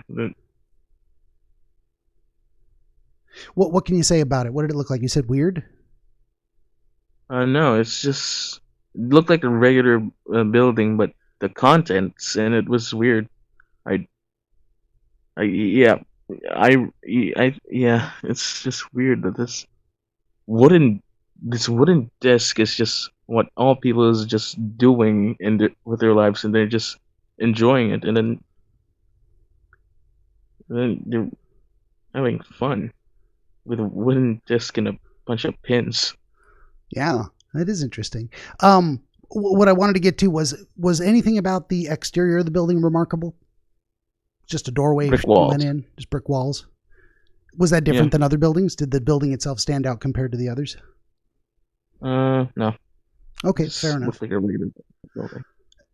When you went inside, did it seem like very large or relatively moderately small? Was it a bar? Was it an arena? What was it like inside? It had the vibe of a bar, but it felt like an apartment. That's an interesting phrasing. It had the vibe of a bar, but it felt like an apartment. Yeah. Maybe I It don't felt know how you conceive of like apartment. people live in it. So it was a place where people lived. Was it a rather large thing where there was like a common room downstairs, and then there were rooms above, sort of, Uh, sort of? I think I think my brain associated with it that these guys just are practically just living in here. Okay, so it felt like a place that these people lived, like they stayed there. This wasn't just a place they visited. This was their home, Yeah. and that was And all around this game. yeah. That's what they were there to do. Hmm. How many people would you say were inside? It's around 30. And was there enough room that everyone could play their own individual game, or were most of them standing around watching others play? They were just watching others. Okay. And did you see people? You saw them engaged in the game as you Yeah. walked in, Hmm. and you said it was like skipping rocks, but it was a wooden disc. Uh-huh. What size? Like hockey puck size? Like a plate size? Hockey puck. Kind of hockey puck size. Okay. It was a wooden. Was the wood made of any particular thing, shape, color? No, it was just a. All I remember is it was just a wooden disc where people just chuck at a bunch of. And the idea was to skip it and knock over the pins. Yeah. Were they like bowling pins? All I remember is just that all you want to do with them is you just want to knock them down. Okay. Were they arranged like in a triangle shape, like a? I'm seeing bowling in my head. It could be nothing like that. It was actually circular. It was an open face circle, like like a crescent, like a half moon, somewhere like that. But it's just the outline. Okay, open crescent. Interesting. How did you see people playing the game successfully? What did it look like to win? Knocking a bunch of pins consecutively until you only had 3 pins. You only had 3 discs, Okay. and your goal was to knock them down, knock them down with just these 3. Okay. During the time you were observing others, did you see anyone successfully knock them all down? Yes, and then the flashback happened. Was it almost immediately after you saw someone succeed in knocking them all down?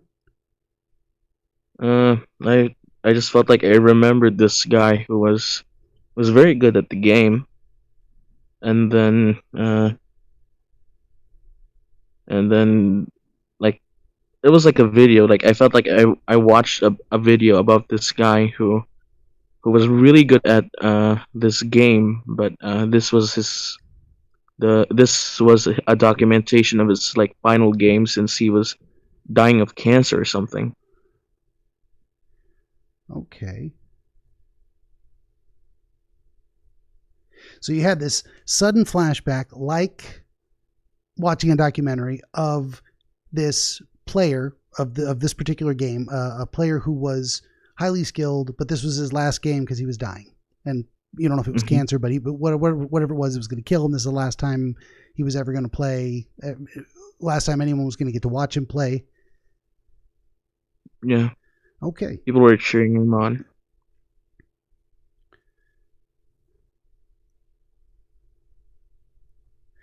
Was this flashback of the same bar/apartment, or was this somewhere else? Yeah, it was the same. So it's as if you're seeing a memory from the past of this same location. Yeah. Okay. Do you remember any distinguishing characteristics of the player? Big-eyed. That's it. Big eyes? Big-eyed and yeah. And he didn't have beard. He just had short hair and big eyes. That's all I remember about him.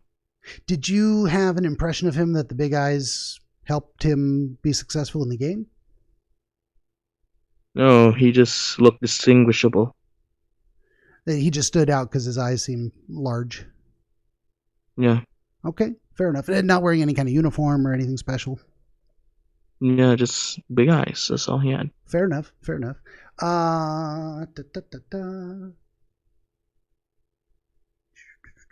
Flashback of a guy considered and you mentioned in the original telling that the way you conceptualize this person was a master of the game, and that.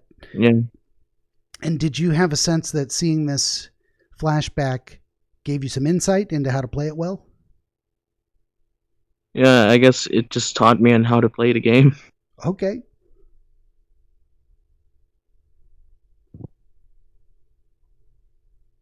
As in, when you first walked in, you had no idea what was going on. The flashback happens, and that demonstrates to you how the game is played, what the purpose is, the basic mechanics. Yeah.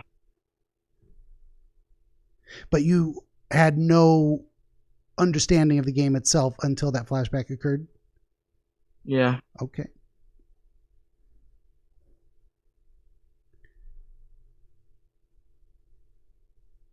Okay.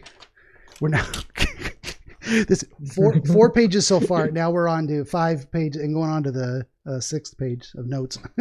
Sorry, I haven't done this in a while. Maybe I could go faster or skip over some stuff, or maybe sometimes these are just longer. There's a lot in this dream, so I'm trying to nail down these things. So it was after that you paid to play. You're like, now that I know how, I'm going to get into the game. Yeah. Okay. I learned the basics, not how it actually worked. Yeah. Was there any gambling element to it? Like if you buy your way in to put up stakes to try and win something, or you were just paying to play? No, it was just fun. It was just something you do for fun. Okay. There was no grand prize you were aiming for? Yeah. Okay, fair enough.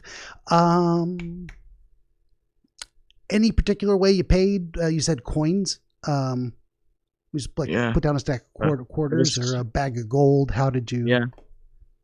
It was like a bag of. It was just like a giant coin, and then you know how those arcades have those like coin slots. Yeah, it was like that, but sideways. Okay. So you put a coin into a machine and out came the discs? Yeah. Okay.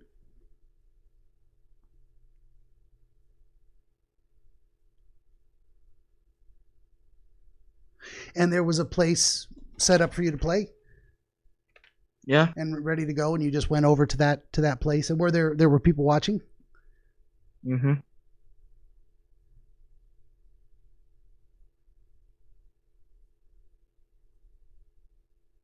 And then what was your experience of attempting to put the flashback into practice? I just no, I just winged it. You is that a verb in terms of you winged the puck, or you just gave it your best shot? Went for it. Just went for it. Yeah. Okay. And how successful was it? What happened? Well, I knocked down one of the pins. Okay.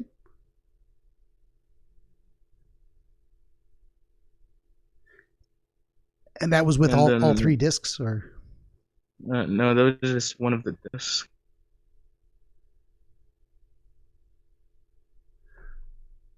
And then did you throw a second one, or is that when you were engaged by the person that had some advice? The owner. Okay. And you had a very distinct impression that it was the owner of the bar? Yeah. And so, what did I write down here? How did any distinguishing features of this person? Not much. All I knew was that he was the owner. Okay, just had that impression of him. Nothing else stood out. Fair enough. And how did he approach you? Like in a no, you're doing it all wrong type of way, or like, hey, let me show you something, kid? He just was just sitting down in the crowd watching me and said, "Hey, kid, you're supposed to do this," and then yeah. Okay, so there was more of like a friendly mentor vibe. Okay.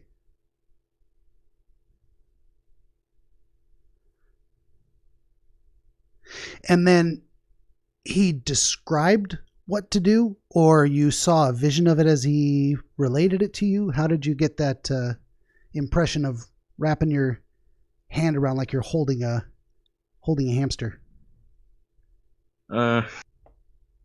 He just told me, just hold it tight. Just hold it tight. And then just like spin it around just like that. Didn't click for me at first, but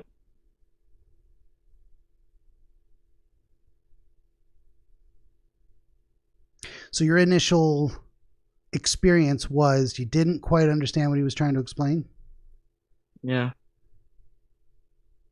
Did you immediately then try to put it into practice with that second disc? I immediately tried it. Yeah, I think I still managed to get one of them, but it wasn't good enough. So you did hit a second pin? Yeah. Okay. And then was there more advice or? No, kid. Hold it like it's a hamster or puppy. Like you don't want to let go of it, but just enough so that it doesn't hurt the puppy. Something like that. Okay. So there was a correction offered to hold it more gently, loosely, as if something precious you wanted to preserve Yeah. and didn't want to harm by a rough grip. Mm-hmm. Okay. Which is interesting because Puppy came back way from the beginning of the dream like an hour ago, hour and a half. We've been talking a long time. I hope I'm not keeping you up too late. And then you threw it again with that advice? Yeah. And then what was the result of that one? After I don't remember. Maybe somewhere around 2. I don't remember. There might have been no But third throw. he just nodded at me, and then I woke up just like that. Okay, gotcha. That's interesting too. That's your brain shut the dream off before implementing the final attempt, the third try, the adjusted technique that had been offered, as in kind of a way of saying, now run with it.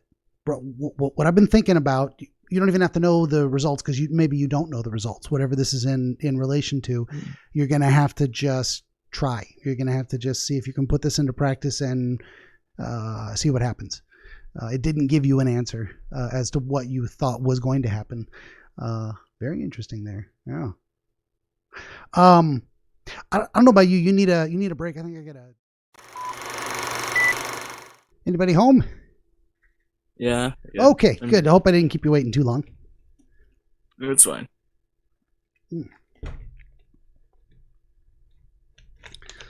All right. Excuse me. Okay, on to phase 3. You ready to roll? Yep. Good deal.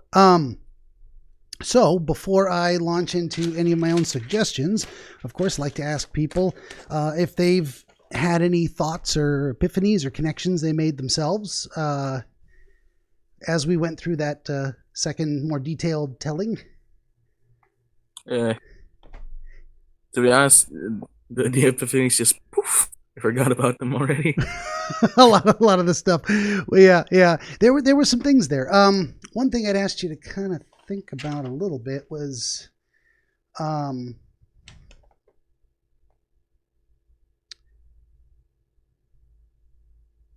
shit, I don't remember either. No, there was something, and it might have been like I stopped taking notes on the margins. Excuse me. Ooh. Just trying to focus more on your description, of course. Well, if we just kind of go back to the beginning, there's several transition points and like triggers for changing scenes, and those I did try to write down and put little marks next to them. But in the very beginning, so we can start with the general setting is, you're in this situation where you're a Jew, you're in danger because of that, because you're in this enemy territory and it's German Nazis, and there's this very iconic representation of people that have been treated poorly, othered, outcast, oppressed, etc., and their oppressors, tormentors, the people in control. So there's definitely that kind of a theme running throughout the whole thing, because that didn't change the setting that you were in. So what comes to mind when you think of that general idea of maybe ethnically related outcasts? I mean, you'd spoken to the concept of being unhappy with the culture of, say, Filipino pride. Well, what does that bring to mind in relation to the dream? I guess growing up, I was really into like American culture, like in the westerns. Um, mm, Now that I'm really indoctrinated in like Western culture, I feel like an outcast among my peers since most of them don't have the same taste as me. Most of them just spout their memes are terrible. They just spout Jonelle, and then they laugh it up for some reason. Can you tell me a little bit more about that? What is that meme? It was from a vlog from in Facebook. Some guy went, he saw his friend and said Jonelle, and then yeah, it ensued. At first, it was pretty funny at first, but then everyone, and I mean everyone, just said that, and it just kind of lost its meaning. It was to them, it's just another funny word for them. It's one of those things that's been played out, so to speak. Like, okay, Oversaturated. that was funny for a minute, but can we move on? Yeah. Okay, fair enough. Yeah, there's probably something in there. I forgot. Is it okay to say how old you are? I'm underage, 17. Oh, that's fine.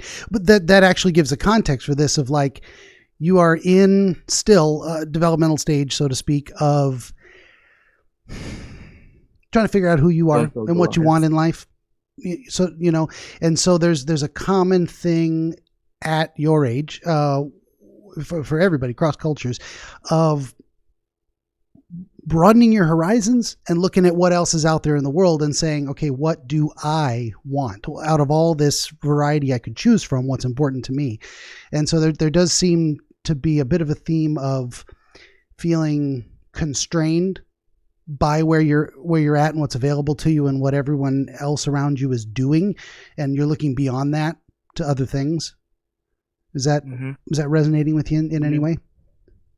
Yeah. That feels kind of like at least an accurate, broad description. Yeah. Fair enough. Okay. The reason why I'm interested in psychology now is because like I went to like Omegle and I chatted up with a bunch of people, and I met some really interesting people. I met someone with an open relationship. I didn't agree with them, but I still got into their mindset, which is a very if I wasn't close minded, I wouldn't actually understand why they did it. But that's not the thing that really got me into psychology. It's that people my age were in the same pit as I was. They were unmotivated. Like I've met like 10 people, and most of them said the same thing. They didn't want to study. It felt like they just gave up. Now, these were people you'd met on Omegle near your same age, describing similar experience to you. You connected with them on that level. Yeah. So this is not your peer group, say in your community. Yeah. How are the people around you kind of embracing or struggling with the culture they grew up in, and whether they want to embrace it? Are they as questioning as you are? Or are they more accepting? They're like, this is just the way it is. This is what we do. They think it's. They actually love their culture. I don't hate them for it. I mean, yeah, it's a good thing that they actually have something they happy with. But yeah, it just kind of feels sad for me since I'm the only one who thinks the way that I am. Yeah, and without a value judgment on the accepting or rejection portion of it, we can at least say that they seem to be happy with what they have, and you're not, for whatever reason. Doesn't matter. So you're looking beyond that, and that's a disconnect between you and your peer group locally. If you were similarly content with what is available to you right on your front porch, so to speak, you wouldn't be looking beyond that, because there would be no motivation for that either. So when you talk to these other people that had similarly, I can't words, seemed to be expressing a lack of motivation, was it for similar reasons as you? Were they dissatisfied with what was around them and didn't see a reason to invest in their cultural circumstances? I guess they again, it just felt like they they failed so much that they've come to accept it. You know, They were accepting of their lack of motivation. They'd resigned to it, so to speak. yeah, and they want to get out of it, but they just don't know how. And then they forget that success is not just one big thing. It's a bunch of little things. Did you have that conversation with them? Did you share that Yeah, perspective? yeah. How did they respond? They said, "Oh, I've heard that a million times before, dude." Uh, That wasn't convincing to um, them. yeah. But then I told them the thing about uh, what's it called? If I could do this, I could do more. I gave them that perception, and it just clicked for them. So Okay. I gave them an example of that perception. I'm very overweight right now. Uh, very overweight. I don't exercise a lot usually, but Mm, now, ever since I started with 20, what's it called? 20 squats. mm-hmm. Yeah, 20 squats. Now it's somewhere around, I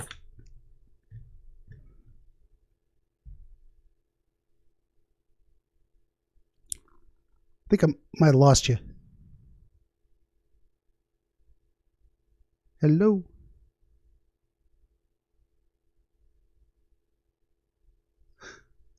Oh no! Did we get disconnected? oh yeah, I guess so. Nope. I gave them that, yeah. No, I hear Oh, you again. okay. So I gave them that perception. I started at 20 push sit-ups, and then I got around. I'm at around 300, and Okay. then Good deal. Yeah. Got to work it up. yeah, Yeah. and then I pray to God that I hope that it worked for them too.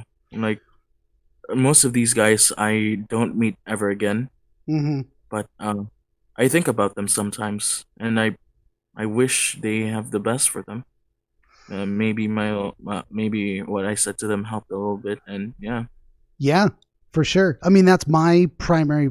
We'll talk about motivation. That's why I would care to even talk to people. This isn't just about hearing people's dreams, and it isn't just about having, say, a new business I can make money on, hopefully someday, get monetized on the internet. But I hope that by doing this, I have a positive impact on someone's life. At the very least, a positive impact on you and your circumstances right here and right now as a result of this conversation. That, if nothing else, that is a worthy goal in my mind. But then hopefully other people watch this, they get their own inspiration. They just something of benefit accrues to other people. I don't think I'd be doing this at all if there wasn't that potential in this process. That's a big deal for me too. And there's another thing too, in terms of like, you can, it's kind of like the idea of you can lead a horse to water, but you can't make him drink. You can tell people how to, say, self-improve, or how, and the how isn't always as important as the why. Like if someone has a why, they can figure out the how. If you tell them the how and there's no why, they're not going to bother. Like, why would I do that? Yeah. Yeah. So there's something there of like, how do you, and I don't know how to do this either sometimes. How do you inspire? How do you give someone motivation? Is that something you can even give to someone? Maybe in certain circumstances, you can say something and they're like, oh, I never thought of that. And then something clicks for them, and that leads to a kind of motivation. But like I wish there was like something physical you could say, here's motivation, take it. I've got extra. You can use mine. I wish there was something there I could, like physically give to people and just say, here, there it is. Wait, isn't that psychiatry? They just give people drugs and then hope they get better. Yeah, there is that part of psychology, but it's like, the mental health stuff is, well, it's to the best of our understanding, there are brain chemicals, and they are in certain levels. And when they're not in certain levels, you get different feelings and behaviors. And if you can boost certain levels, you get different feelings and behaviors. So there is like treating an infection with antibiotics. It works. It isn't enough on its own, but it's what's necessary to then let the body and the mind take over and become capable of engaging in the next step. So yeah, not everyone needs medication, but if you do, it's like an antibiotic. It's like the infection's not going to go away on its own. It'll kill you eventually. So it's kind of a necessary step for some people and not for others. But it isn't sufficient on its own. That's a big deal to let people know. It's like, it's not just pop a pill and everything's fine. It's like pop a pill and then you can start doing the real work that had to be done anyway. So. Oh shit! It's 3:45.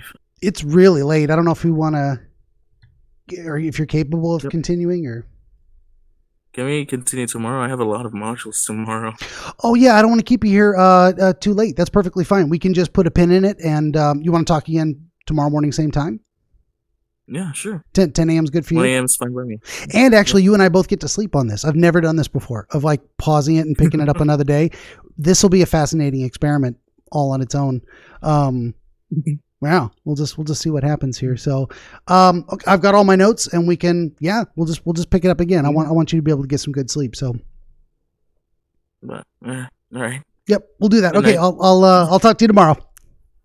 Okay. All right. Have a good night. Yeah, you Or too. A good day. I mean. Yes. Bye-bye. We're back. This is the first time I've ever done this. Taking a break in between the description and deep dive, and then it's the first time I haven't gone immediately into trying to put it all together, which is my typical. Now, it's not your fault, of course. We tired. It was late. All right. Yeah. No worries. Usually, what the process does is prime my pump to get me to where, okay, now I'm in the dream and seeing all the experiences, and bam, we can try and put them together. So it's the first time there's been a break. What's been on my mind the last couple of days is, did you then in the following days have any additional dreams or additional insights about the dream, thinking about having talked about it? That's probably a good place to start. There was another dream, but it wasn't related, and I forgot about it. Okay, fair enough. I mean, you did. So what you're saying is you did experience a dream in the intervening time, which is not unusual, but it didn't appear to be specifically related. You didn't wake up having more insights. Did you have a chance to just think about the dream after having described it in that amount of detail and come to any of your own associations? I think it's some sort of, it stems from my loneliness of sorts. Maybe that's what I've been trying to get from it. Sure. Yeah, maybe we could, that's a good place to start. And certainly your impression of it is critical. If that's really the strongest association you have with it, then we'll go with that, because that's what's relevant to you. That did occur to me as well. Loneliness is a good way to describe it. And I don't want to put words in your mouth, of course, but it's the idea of belonging in a way, like fitting into a space, feeling like you're at home. Does that make sense? I mean, is that what you're going for with loneliness? Yeah, I guess some sort of like place of belonging and such. Yeah. Can you say a little bit more about that in terms of what you mean by loneliness? What words do you use to describe that feeling for yourself? I guess surrounded by people who I am not, who do not think the same way that I do, or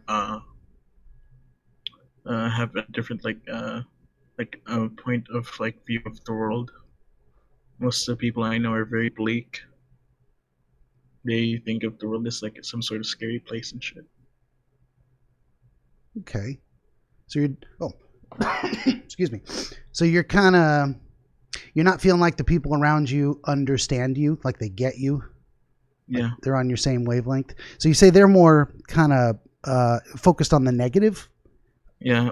Well, I wouldn't say negative. I think they're more logical. More logical. And you would describe yourself maybe as more emotional? Yeah. By contrast? Yeah. Okay. Now, thinking of those ideas, can you see elements in the dream where they might have popped up and tried to express themselves in the imagery? Is anything coming to mind any images from the dream come back into your mind when you're thinking of loneliness, belonging, connection, feeling understood, having a place to be. I guess both when I tried to fit in with the Nazis and my parents in the dream. Yeah, I think that's very significant. What am I trying to say? Scene, I suppose, or but like there's a variety of different scenes is one way to call them. Like from a movie, different acts of the play, and that was definitely one of them. Your mind was kind of also laying the groundwork in a way to get you to that point. It was showing you things before that happened in the dream to prepare you for what would be expressed in that. It's like a chain of thought, like building a logical argument, this followed by that, and therefore this, and here's what you see here when we get to the end of that line of thinking. Does that make sense? Yeah, I guess buttering me up, I guess. In some ways, helping to prepare you for the for helping to prepare for a specific idea to make sense when it was presented. It is kind of what I'm going for. Does that make sense? Yeah. So, I mean, we can start there though, because that was the first thing that came to your mind, and that's a very I don't want to say stark, but a very powerful. I don't know if those are the right words, but something in there. It stands out. That idea that you would find this group that's on a mission, and it's the same mission as yours, or maybe you at that point you didn't know you were on a mission, or how would you describe that? Like they're looking for this archaic text, and suddenly you realized you were looking for it too, or you knew something about it, or did you draw your inspiration from learning they were on a mission? How did that come about? I think I think I would describe it as something like I guess I think we had like the same goals, and I wanted to help them, I guess. Okay, so it was at that moment on the porch that they appeared out of the mist, so to speak, and it was when you realized what they were looking for. You're like, oh, I want to look for that too. That was the realization at that moment. Where I would go with that is definitely the idea of what am I trying to say? It is the sudden discovery of purpose, if that makes sense. Yeah. You're exposed to something new or different. You see purpose driven people, and in a way you're I don't know whether there was a choice there or an inspiration, and I kind of class those differently. Does that make sense? I guess I'd say I was inspired at that moment. Yeah, it was almost like an idea came to you. You didn't reach a logical conclusion of like, I should pursue this. You're just like, oh, that sounds good. Let's go look for this thing. And it was interesting too that you seemed to have some information about it, or you suddenly had that realization of, oh, I actually know what they're looking for. I actually know some words, or one word specifically, out of this ancient text. I was going somewhere with that, and I just had a brain fart. It was interesting that it was the word fire, and there was a man on fire in a Johnny Storm Human Torch type of way. So there was a connection there too. What do you get when you think about that connection, that you knew this word and the word was related to the man on fire? I don't know. I guess I just really like fire. Okay. You're a bit, it just in your waking life, you have kind of a natural fascination with it. It's something you're drawn to. Yeah. Okay. Can you say a little bit more about that? What it is that draws you to it, or how you feel about it? Because there might be something there. I guess I see fire like as like something like a child would see. Like you want to play with it, you know. I know the saying like I'm careful since play with fire, you get burned, all that jazz. But Mm-hmm. I think I associate fire with something like really fun. Kind of like you play Pokemon. Have you heard of it? I have, yeah. But believe it or not, 20 years ago, I was, in my journey through the anime world, I watched a bit of Pokemon. It didn't hold me long. It was for kids, but I'm familiar. My favorite type of Pokemon is fire. Everything if I ever play a game, if there's something fire related, and I just pick the route that allows me to use fire. Okay, good deal. So this, and I'm not asking you to justify. You can be fascinated by anything you want, but I wanted a little bit of that context of it, because that actually spurred in my mind too. It seemed like this guy had a superpower. He's Human Torch style, on fire, and they're on a mission. So it's like not only a purpose, but ability is being represented there. And it's not surprising, say, that you would see that and go, I want to be like that. I want to have a purpose and be driven towards it and have unique ability or superpower of some kind to pursue. And then to say, be drawn to that representation and say, hey, let me join you. But then if I recall correctly, they didn't hear you. It wasn't like they ignored you. It was more like your words weren't getting through. You were unable to make a connection. Yeah. So there's probably something in there of your mind saying, this is how you're feeling now. You're feeling like you want this mission and ability, but your efforts to reach out are unsuccessful. You're not obtaining that yet. There's a goal being frustrated there. Does that make sense? Yeah. Yeah. And then I have no mouth, so I must scream. Go ahead. Sorry. I have no mouth, so I must scream. That just came to your mind. Have you read that by, what is it? Ellison, yeah. Right? Yeah. It was converted into a game. It's a really good game, actually. Yeah. What's the motif in there that just came to your mind? How would you describe it as related to that? I think it's important that popped into your head. I guess it wasn't the game itself. It's just a phrase. I have no mouth, so I must scream. Yeah. It's not the. I suppose I'm asking what it means to you. I mean, I kind of get it, or I have my own impression of it, but that might lead us somewhere if it has a specific meaning.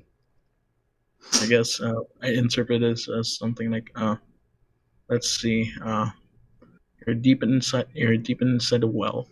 You're trapped in it. You try to scream, no one answers. Something like that. Okay. Good deal. Yeah. So that very much does speak to kind of that experience in the dream. And, of course, in the dream, you didn't have the experience of having no mouth, but the idea that the communication wasn't connecting. Yeah. But it is also, I would say, an important element that you didn't then give up. You followed them. You're like, you know what? I couldn't connect. That happened. But what do I do now? I still have to do something. And the something you did was not to give up. You followed them inside and you found the woman, and you made a very direct proposition. I could take a moment to go back and read my notes, but we could also just kind of have you. Oh no! I did. Okay, I found it in my notes. It's are we gonna do it in the back? And in your mind at that moment, that was directly a sexual proposition. Yeah. Okay. I saw it as very provocative. Okay. The reason I'm asking for clarification, certainly not to embarrass you, but the idea of that could mean a lot of different things. Like maybe you had the impression she waited there for you, and the doing it was, are you going to let me join your team? But are we going to go do it in the back room?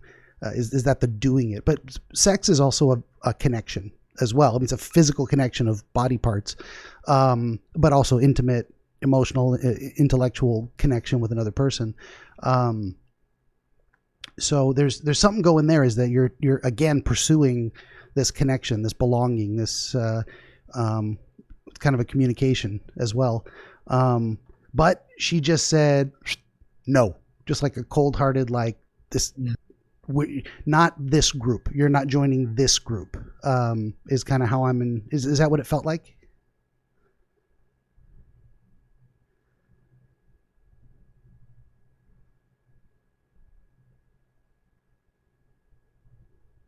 Did I lose you? Oh. Hey, there you are. If I hadn't been staring at my phone, I would have seen you were back already. All right, can you hear me? Yeah. All right, wonderful. Yeah. Much better. Much better. I'm going to put this down. Okay, sorry. So I was asking you about, I don't even remember. What's the last thing you heard? I guess this was something about how I felt when the girl rejected me. Yeah, kind of how you felt the nature of that rejection. I don't know. I don't want to put words in your mouth. With my own ideas in that way. Did you have anything to say about it? No, I guess it's just like a typical like rejection of of a lover. I do remember you saying you were unaffected emotionally. Yeah, that's about right. Okay. I didn't mean to cut you off there. I think I did. I did cut you off. I was just looking at my own notes. I feel like I'm asking some of the same questions again as I'm trying to put myself back into the headspace.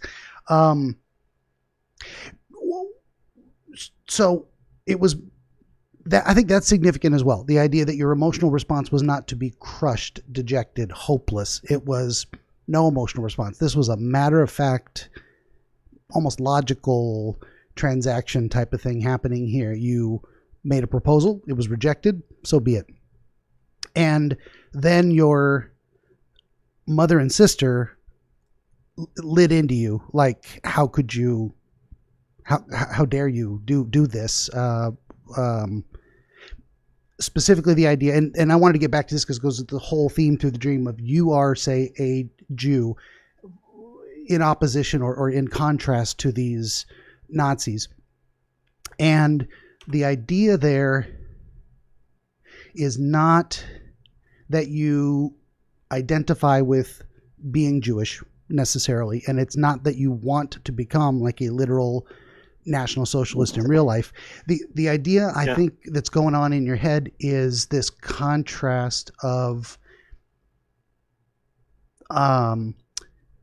say what your family or society would deem to be unacceptable choices. Does that make sense? Going outside your culture? Does that resonate with you? Yeah. Now that I think about it, since I identify as some sort of conservative, Fair enough. And conservatives today are, by some folks on the, say, one extreme side of politics is going to look at people, just anyone on the other side as necessarily bad, evil, call conservative Nazis. But I wouldn't say it even comes down to the idea of specific political alignment for you personally. It's more like that Jew-Nazi dichotomy in a way is iconic of two things couldn't be more opposite in a way. They both reject each other and they are in conflict. So there's this, and I think you've spoken to this before too, and it's kind of coming together in my mind, this idea of you looking at your culture that you're in and how the people around you seem to approach the world, and you don't feel like you fit. You feel like an outsider. And what your family or your culture would prefer is that you embrace the way things are, and the act of seeking something outside of that is as much of a betrayal, so to speak, as a Jew wanting to join the Nazis. Does that make sense? Yeah. So that's probably. Go ahead. I guess it's that. I guess my parents want me to just like be like an agriculturist. Like at some point I am, but I'm thinking of just like being a psychologist. You said agriculturalist, literally be a farmer. Yeah, but an educated one. Okay, so there's and I don't know much about your surroundings. I mean, obviously you have access to technology. You're living in a roughly modernish city area. Yeah. I mean, we're not talking mud huts in the jungle type of thing, right?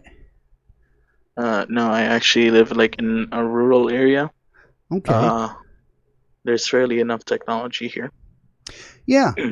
And this is where my ignorance of the standards of living in certain areas of the world has a deficit. I don't really know your circumstances, so I'd have to rely on you to tell me. Certainly, it's enough to have a computer and talk to me over the internet from from where you're at, many thousands of miles away. So there is that. So we're not talking about carrying on the family tradition of subsistence farming. Yeah. This is more like joining the agricultural industry by getting a college degree. Yeah. The other thing is that I also want to be a streamer. That's another thing, and making a game. Sure. They don't really like appreciate that. They think it's a lost cause and such. Yeah. So there's a lot of there's a lack of appreciation for your passions. I mean, things that you're interested in and that inspire you are not being supported, respected in the way you wish they were. So there's another disconnect between who you are, what you want, and the people in your immediate environment that are applying their own kind of pressure in terms of what they think is best culturally and maybe personally. Because I can imagine your parents are like, don't waste the opportunity to get a degree by getting it in something that's not going to serve you well, something that's not going to fit within our cultural, what we support culturally. But also, and I can imagine my parents responded in a similar way when I was like, I'm doing YouTube videos. They're like, hey, can you make any money at that? I'm like, God, not yet, but it's, you never know until you give it a try. And it's a saturated market, and there's all kinds of complications and ways that it can go wrong. It's like saying, I'm going to LA, I'm going to be an actor.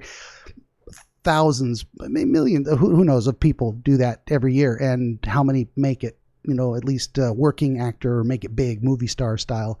Very few. So it's a great risk on that. I could see them wanting to be more practical.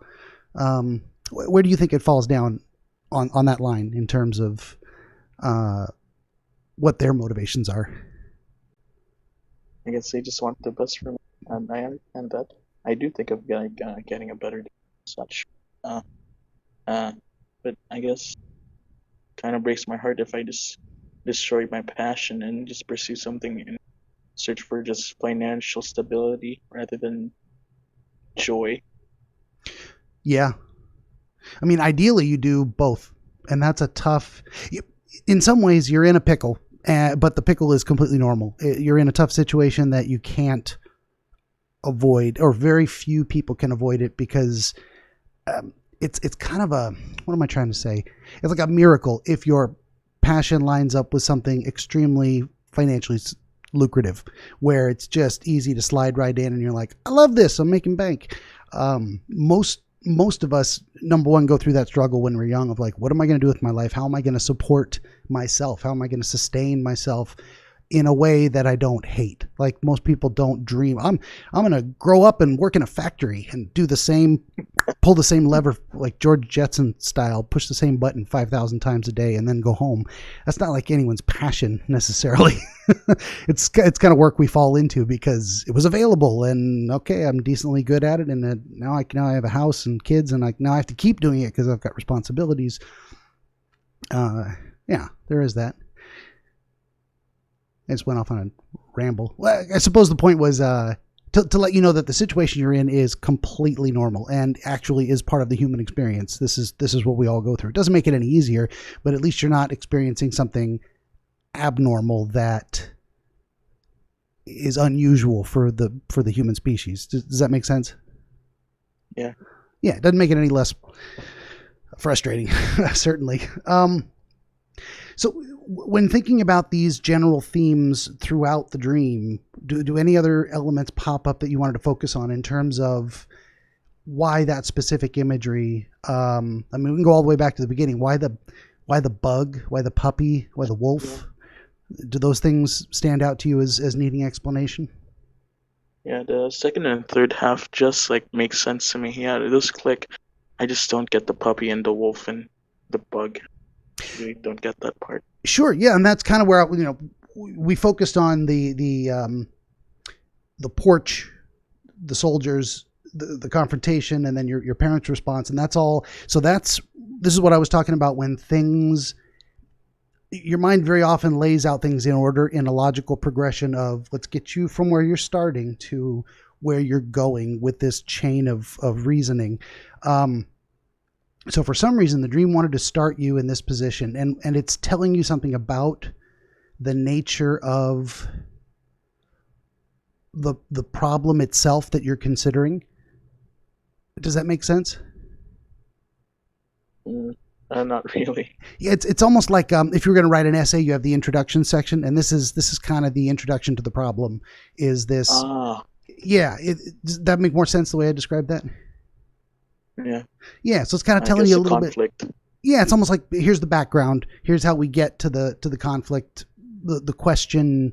It's trying to describe the question your brain is thinking about, and it starts you in a particular place. I feel like I'm repeating myself, and I am. But so why does anything specific stand out to you about rain, clouds, darkened sky? I mean, being in it's the Philippines, right? I guess most people like sunny days, right? Sunny days are really nice, especially when it's sunset. But for some reason, I always liked it when it was raining and such. Okay. Rain is not necessarily bad for me. It's something fun for me sometimes. Although the situation I was in did not, the rain did not help. In the dream, it was not fun. Yeah. And this is just, I'm throwing it out there. So one of the things I used to love about rainy days is it's a good excuse to stay inside. Does that make sense? Do you have that kind of association with it? Yeah. So that's the first thing that jumped to my mind with that, is that if it was bright, sunshiny day outside, there would be less impediment. There would be less of an excuse not to just go forward. So I think there's something in there with the weather itself telling you here's something you suspect might be part of the problem, is this, I don't want to just say laziness, but that's the idea that comes to mind of making excuses of, well, if I just had a reason not to try, a good reason, I could feel good about not trying. Does that resonate with you a little bit? Yeah, that's definitely how I feel. Gotcha. And again, that's a common human condition as well, is like, and we all need days off too. But the alternative side of things I was thinking of is that you're in an area that gets monsoons. Yeah, a lot actually. Yeah. So there may be something there too of the weather being threatening, that sometimes. So it's not just this focus on you're beating yourself up a little bit about not trying as hard as you think you could, but there's also something of like the weather's genuinely threatening sometimes, and this threat is external and it exists. And even though your dream didn't actually take place during a monsoon, at least it was the, dark cloudy skies so you're looking at it like there are internal reasons your goals are frustrated, and there's external factors that are affecting you that are beyond the weather's beyond your control, that kind of thing. It's showing you an icon of this external factors beyond your control, and there are a lot of them in real life. It also seems relevant that you're hiding from the soldiers, and if we relate that to the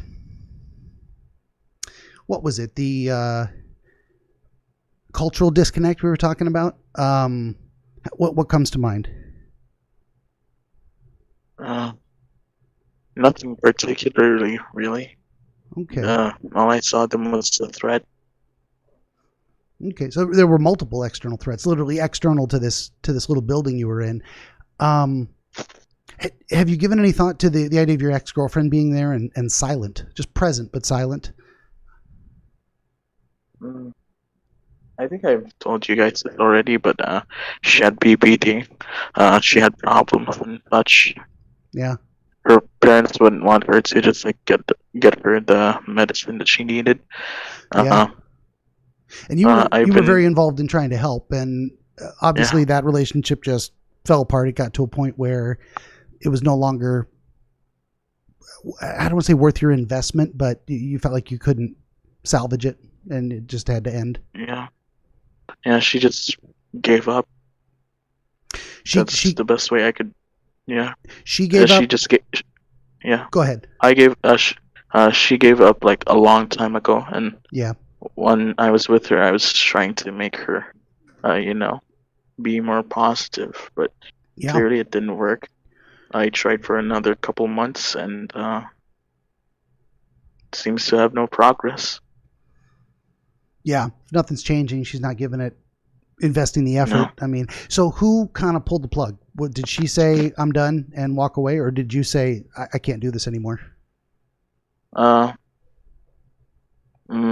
guess, well, the last time I spoke to her was like, I'm so tired of you being so pathetic and all that. Just clearly, I'm regretting it right now. Clearly, that's not the right thing to say. But I said to her that I'm so tired of you so being late.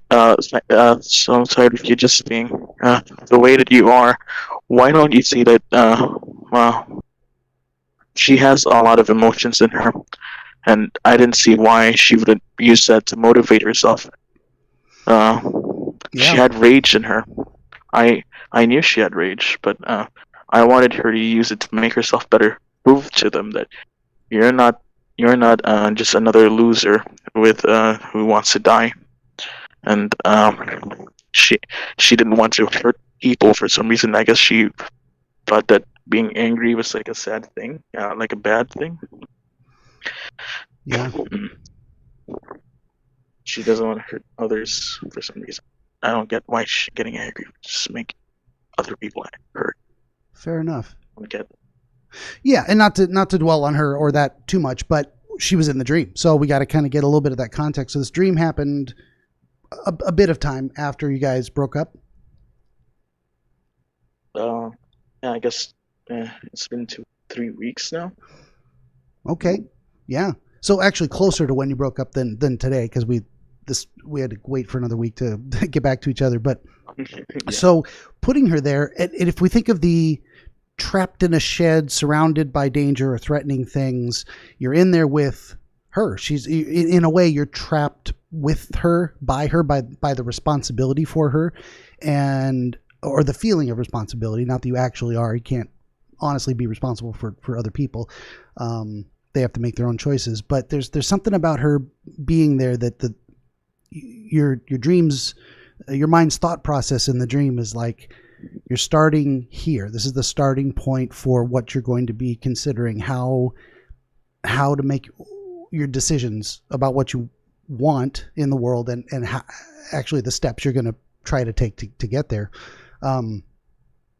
So having her there makes sense. And then these, as a form of, say, burden, like, remember when you had these problems, remember this is the way you look at this situation that you're in.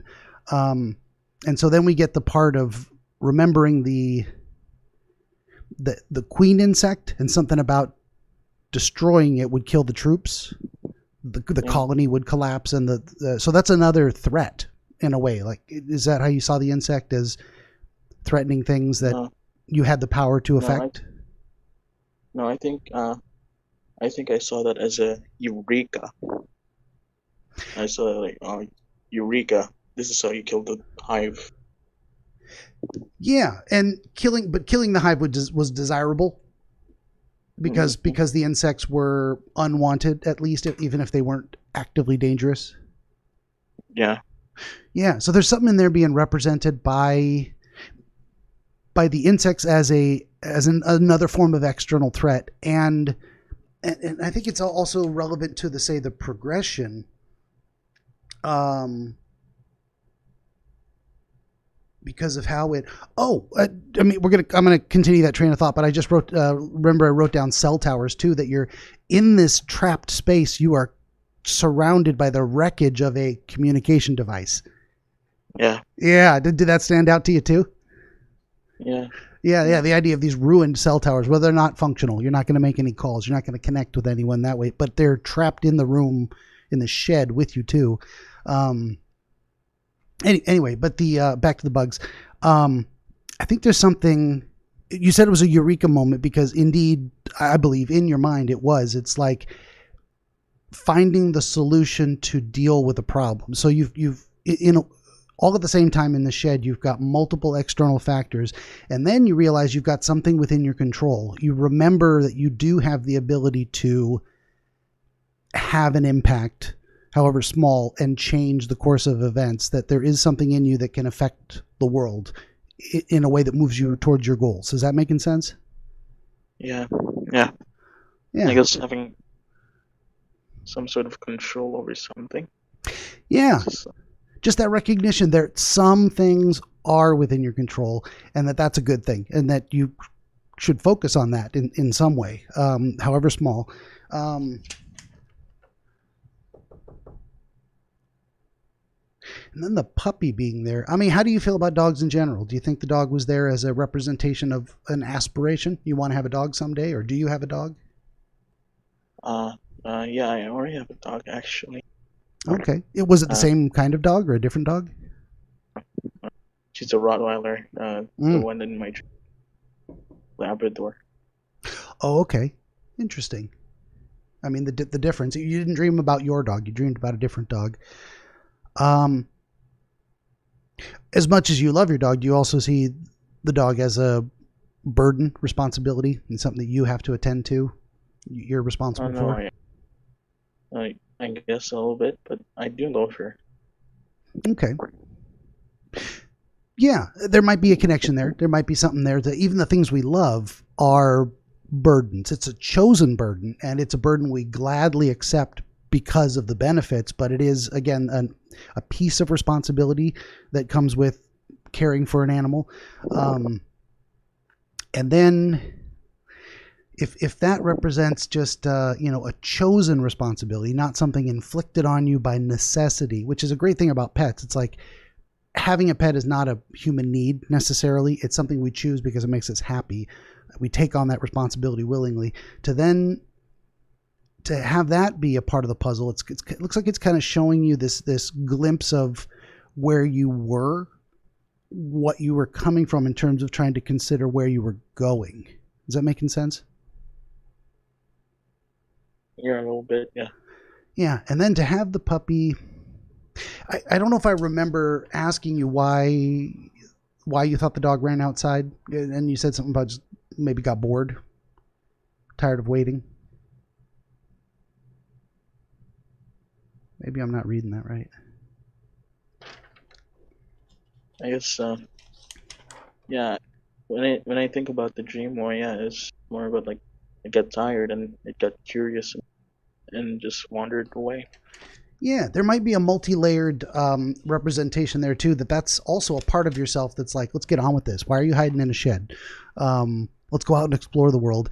And your response to that was to feel, to have your brain showed you a representation of an external threat that would. So what happens when we consider things? Should I go outside? And then the next thing we think is, what if there's danger out there? So your brain shows you this representation of the puppy's in threat. Something you care about is in danger now because those external threats do exist. But then you also had this representation of, well, I can just fix that. I can just go get the puppy and bring it back. I can take care of business. And you did. It's also interesting that the large kind of wolf dog, you said a Belgian Illinois, I wrote that down, bared its fangs in a kind of, but it never took any aggressive action. Yeah. That was interesting. Yeah, it just looked at me and then just watched me take the dog. Yeah, because I mean, it could have pounced immediately. Yeah. But it didn't. There was something. I don't know if anything comes to mind when you're thinking about that situation. You kind of close your eyes and see that vision again of that moment in the dream. Anything comes to mind about what that represents? What? I'm trying to see it myself too. I guess I see it as like people in general. The idea of people in general came up? Yeah. I guess even though they're not threatening, I just see them as threatening anyway, so then not talk to them. Maybe. Do you, in your real life, you feel a little hesitant to reach out and try to make social connections? Yeah. Fair enough. Yeah. No, that's an interesting thing that I wouldn't have thought of that on my own. Yeah. And that maybe there's a part of your mind that thinks reaching out to make those social connections, even if it were desirable, might put other elements of your life at risk, other things you care about. I think there's something in there. Yeah. I'm not sure I have anything else to comment on that, unless something stands out to you. I think it does. It is very significant that at the end of this experience, just like in hit my microphone, just like in real life, you ended by saying, this space I'm in is no longer safe. Run. They found us. The danger has found me. I can't hide from it anymore. And I've got to take action. So you left the girlfriend behind. And as you did in real life, because you have to. At some point, it's like you got to cut your losses and say, this isn't working. There's nothing I can do. You're on your own. I got to run. I got to, for my sake, I got to get moving. Yeah, I think there's something powerful. Does that general theme resonate with you? Yeah, I guess. Yeah. I saw a way out and I took it. Yeah, definitely. And again, this is all like not your brain telling you what is right or wrong necessarily, but thinking through these ideas and indeed showing you a representation of what actually happened. Like where did we start and where are we going type of thing.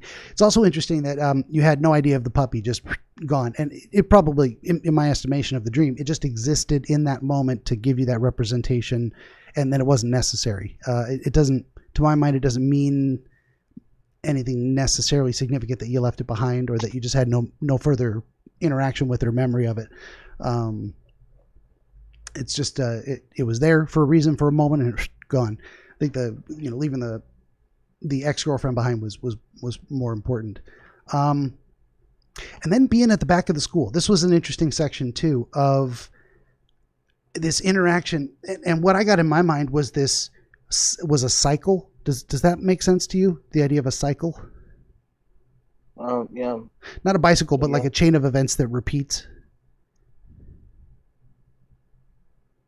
I guess when I think about it, I think I see it as politics now. Very well could be. Yeah, if that's what came to your mind. Tell me a little bit about that. I guess back then, people on the right were throwing bottles at the woman. The leftist ideals like gay marriage, all that jazz. They were throwing bottles at at her.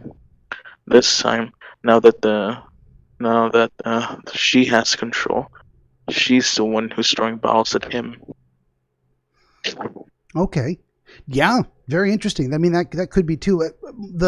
And not to dismiss that. We're going to incorporate it, but to explain my original question a little bit better, what you had was the man used to throw bottles at the woman. Now the woman's throwing bottles at the man. Now you're throwing bottles at the woman. Who's going to throw bottles at you next? Does that make sense? Like the chain of events is progressing. Like you're in this dream, you're joining the cycle by throwing the bottles. Yeah, I guess. Yeah, that is the cycle. Yeah, I think that's about right. And then we can put that in the context of what you'd said earlier about the whole political thing. I mean, there's people fighting over all kinds of ideas and physically sometimes fighting, but at least the battle of ideas is taking place in the public sphere. Ooh. Coffee is a necessity and gives me the burpus. And it is interesting that he was older than her, but then you're younger than her.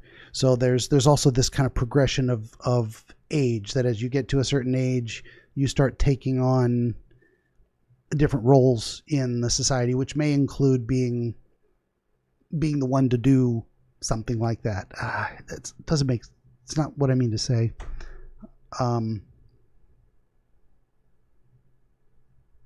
There's a cycle, but there's a progression of age, and that you move through the cycle as you get older. There's something in that. When you think about getting older and moving through life, as it relates to this idea. What does that inspire? Any thoughts? I guess I think of like the future. I sometimes wonder what people in the like people who are 7 now. I wonder what would happen. What would their ideals be when they become 17? I guess. Although I think that everything is different in a way, but I think there is some sort of repetitive in it, repetitiveness in it. Uh, just like politics, I guess.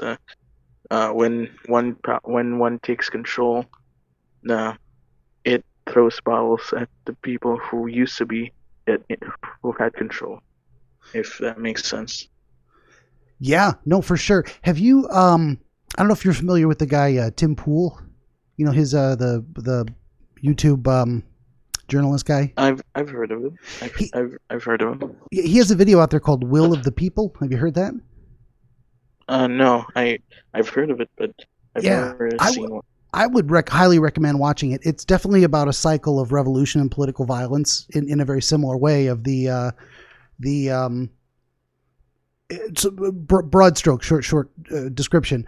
There's a cruel tyrant, and the cruel tyrant abuses the people. And one of the children of the people grows up to be a revolutionary, and defeats the evil tyrant.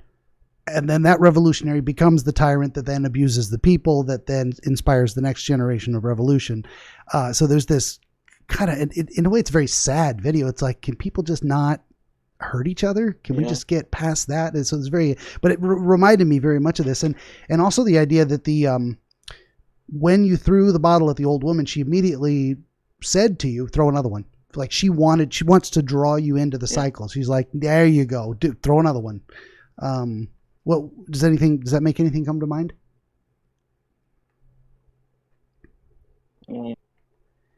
No, actually, that doesn't come into any.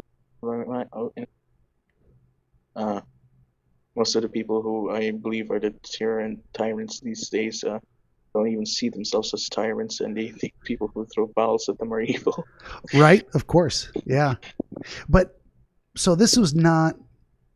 What am I trying to say? It doesn't have to make sense that this person would be motivated to want to be hit by glass bottles. That seems completely illogical. Why would she encourage you to do that? It's more what she represents, that like the system, the cycle wants you to participate, that wants to draw you in. So there seems to be a part of you that's looking at this cycle, this political situation, whatever it is, and questioning, should I get involved? Should I invest in that? Should I play the game? Does that make sense? Yeah. Yeah, so it's almost as a representation of the system. The system wants you to join the system. Of course it does. It wants to perpetuate itself. And that means you got to be the next one to throw bottles, and then someone's going to throw bottles at you, and that's how we go. And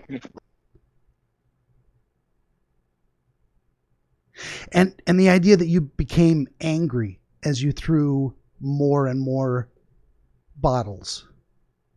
Yeah, I guess I was mad at the fact that she wasn't getting hurt. She wasn't asking to stop. Then she just wanted.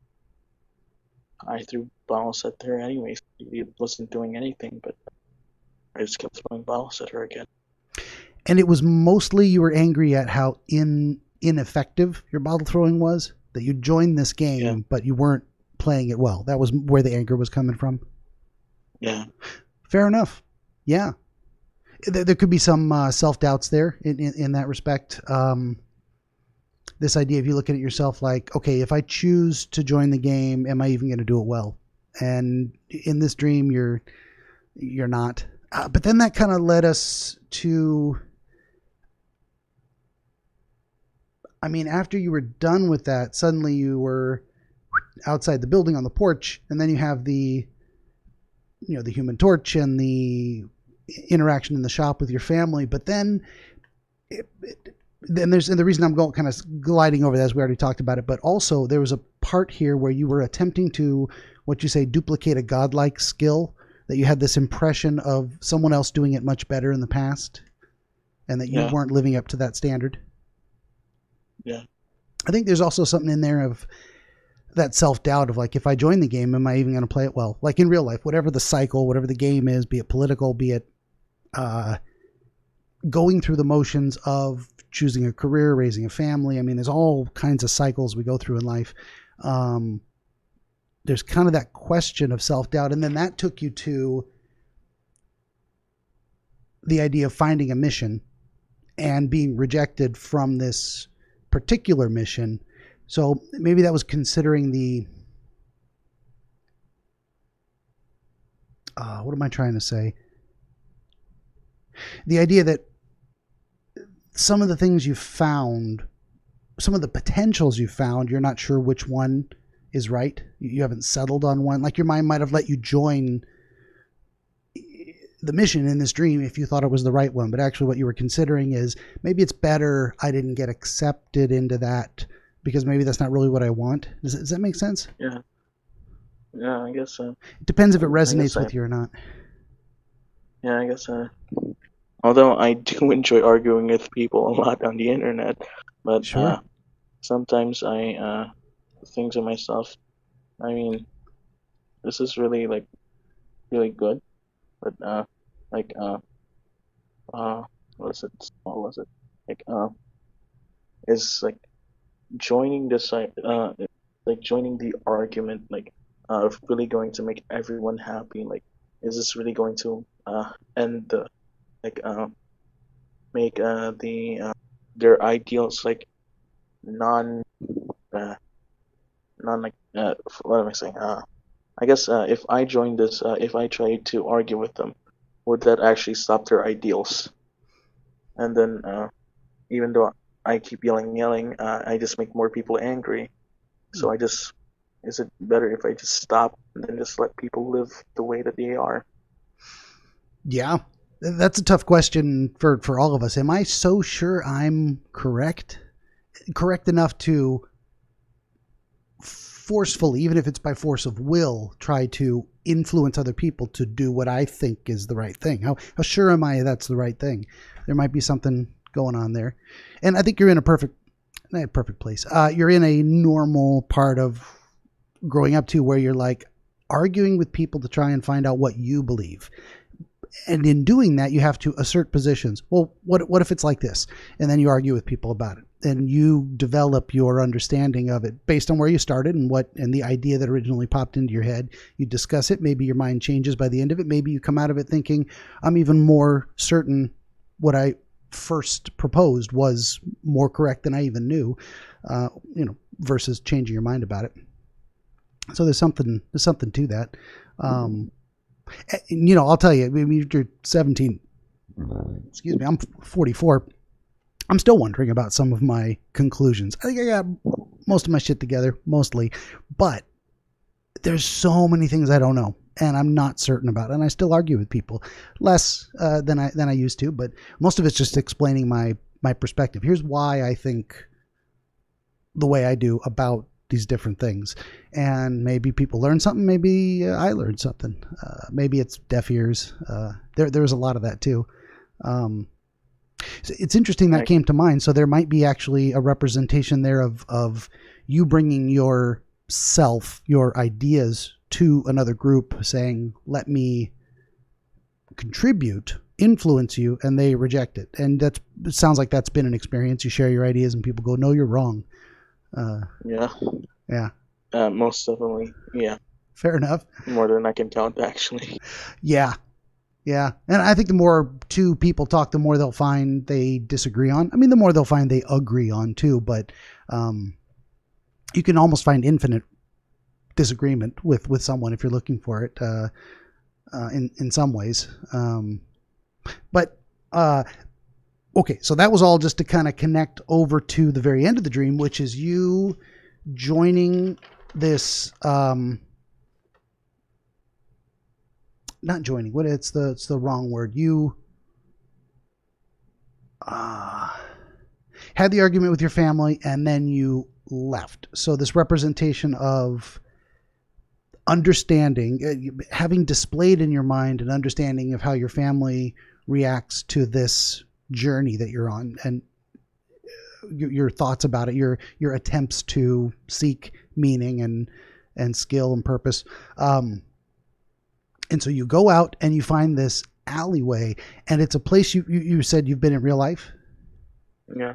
And it's a rather positive place. And it's great that I think the dream ends in this place. So it took you from hunted danger through this journey of considering different possibilities of joining different cycles, joining different groups, expressing different ideas. Basically, this is all pathfinding, trying to find your way. But what happened at the very end was you found a happy place where you have enjoyed being in the past, and there you found a place where people are playing a game, and the people in that place were all happy to be playing the game. They're there because they enjoyed it. Yeah, and it's very different than the cycle at the wall where the bottle throwing things. That was like a very angry place, and there was even and then a place of rejection with the family in the shop, and rejection from the family, rejection from the group that didn't have a willingness to let you in on their mission. And so, yeah, you said the vibe of the bar was that people lived there. Not only were they happy to be there, it was that they felt at home. And I think that's something you had mentioned earlier too, of this, the isolation, loneliness, the disconnection. You want a place where you feel at home. And in this dream, you found it. You found a place where other people found it, at least. You found the hope that such a place exists. Yeah. Okay. And I think then there was something related to playing the game, having your brain give you an introduction to a very skilled player, someone you could learn from, a role model in a way. Okay, this person existed. You're able to have seen them do it well, and then give it a try yourself. Try to put that understanding into physical practice, and you didn't do it as well as you would have liked. Yeah. Yeah. But that wasn't the end of it. It didn't end on a downer. You then had a mentor there, someone in the place that took a liking to you and said, "Hey kid, let me show you how to do it. Let me give you some advice." And there seemed to be a increase in skill from the advice. Yeah. Yeah. Yeah. Also very positive. Yeah. And then something about holding on loosely, or in a gentle manner, as you would gently handle a puppy or a hamster. Yeah. Treating this experience as what is it? Playing the game takes a delicate touch, a light touch, skillful in a way that isn't careless. Yeah. That makes sense? Yeah. Yeah. And then you woke up before the third throw is what I wrote down. So yeah, I think the journey of the dream was taking you from here's where you were at, here's the challenges you're considering in what you want, in where you want to go, and then at the very end, this positive experience of hopefulness, saying, these places exist with people who are willing to help. I can try and fail and get advice and try again and do better. And so there was that progression at the very end of finding a happy place where I don't know, how would you describe it? What do you think about this arc of the dream that we've been describing? I guess I guess that sums it all about. I have hope. It's not just like a giant cesspool of like disappointment and sadness. There's still a little bit of hope, and I can do something I can enjoy, and maybe find some sort of purpose in it. Yeah. I think at the very least it's a display of imagery and a storyline that is telling you that is how you feel, that this is where you're at in your mind. It could have had a very different ending. It could have had a very different tone throughout the whole thing of repeated loss, hopelessness,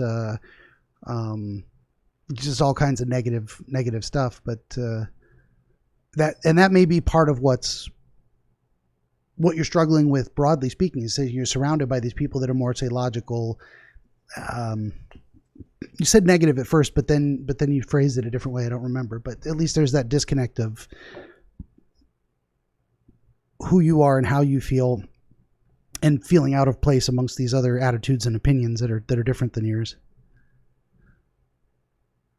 Yeah, it's wow. Yeah, that's about it. Fair enough. Well, were there any other specific experiences or images in the dream you wanted to hit before we kind of wrap it up?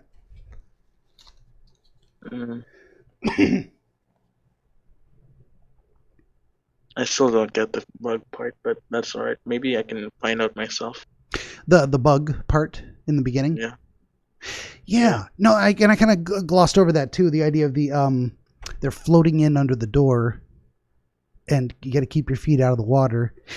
I'm wondering if that's just another representation of you can't hide from these problems. They're going to get in one way or the other. Does that make sense in that context? Yeah, I guess I can try ignore the problems, but then one way or another, it's just going to happen all over again.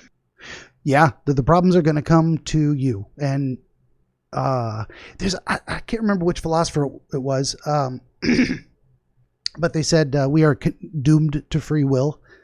I don't know if that expression, you've ever heard that before? Yeah, I don't remember the philosopher, but I get where he's trying to come from. Yeah, we have choices to make, and as the band Rush said, if you choose not to decide, you still have made a choice. That's the idea. God, I love Rush. It's a good band. Freedom is the coin, I guess. Yeah, for sure. It's one of those things where you're gonna have to do something, and even doing nothing is a choice to do something. The something you're doing is nothing. Yeah. So that's a good thing to understand. Or rather, it's a very bad thing not to understand that. To have someone think they're getting away with something by not making a choice. The consequences are going to hit either way. Something's going to happen. So you get to kind of do your best to try and guide it in the direction that works best for you, or throw your hands up and just pray that really bad shit doesn't happen. Yeah. Yeah. I guess I should explain the freedom is a coin thing. Sure. Freedom. A coin carries two things: not value, not anything, but the head and the tails. The head represents your freedom of choice. So whatever you do, you can do whatever you want, right? But the tails represent responsibility. So if you want freedom, you must carry responsibility along with the freedom of choice. Yeah. If that makes sense. Yeah. Yeah. And that's a very powerful thing too, that I think doesn't, like these philosophical things don't get discussed in the popular culture as much as they should. There is no freedom without responsibility. It just doesn't work. It's like it's not a thing, and it's whoever has the responsibility has the freedom. It's kind of that type of situation. Like the power to make the choice means you are responsible, and vice versa. The freedom from choices is slavery, and people don't want that. I mean, just your complete subjugation to the will of another. Then nothing's your fault, but you're completely powerless. And who wants to live like that? I mean, maybe some people do. Maybe some people have more of a slave mentality. And, I don't want to dog on those types of people too much. Like, if that works for you, that's the life you want to live. That's great. That's not me. I'd rather be more freedom. I'll take the responsibility for myself and not be told what to do. I'd rather have that as much as possible. So that's interesting too. You got that, or we've come to that understanding from this discussion of the dream. So I think I think that's a very positive thing. It's you're on a good path in my estimation. I hope I am. Say again. I hope I am. I think so. I think you're doing fine. I think you're struggling and it's unpleasant, and you wonder if this is. That's why I keep saying this is perfectly normal. It is perfectly normal. You're in you are experiencing the human condition. Congratulations for what it's worth. Were there any other images, elements you wanted to highlight, or I mean, I don't want to keep you. It's already wow. We've been at this for an hour already. Just this second half. Yeah, it's fine. Not really. I think I guess I'm fulfilled on these. What those streams meant. Now okay. You have a sense of satisfaction that we got a grip on it. It's certainly a much better understanding than you started with the morning you woke up, right? Yeah. Okay, good. Well, that's the purpose. That's what I'm doing here. That's the point I want to get to, is at least give people something useful. I don't want to do this for nothing and give people nothing. And yeah, we talked for 3 hours and you have no benefit from it. Thanks for calling, right? That'd be terrible. So I'm always very happy to hear that people, got something useful out of it. And hopefully that'll give you it'll give you something to think about in the days and weeks and months coming ahead, because this was your mind processing this general idea, this place you're in right now and seeking a path forward. So hopefully some of those elements from the dream they'll come back in another dream in different forms perhaps, but they'll also give you inspiration in real life.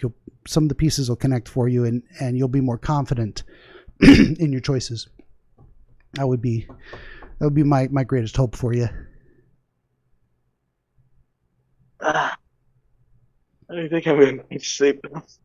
It is bedtime. Yes. Okay. Yeah. I'll just wrap this up and I'll say to everybody watching, hey, thanks for joining us for another episode of Dreamscapes. This has been a long one. Like, share, subscribe, do all that good stuff, and buy my books. And well, thanks for listening.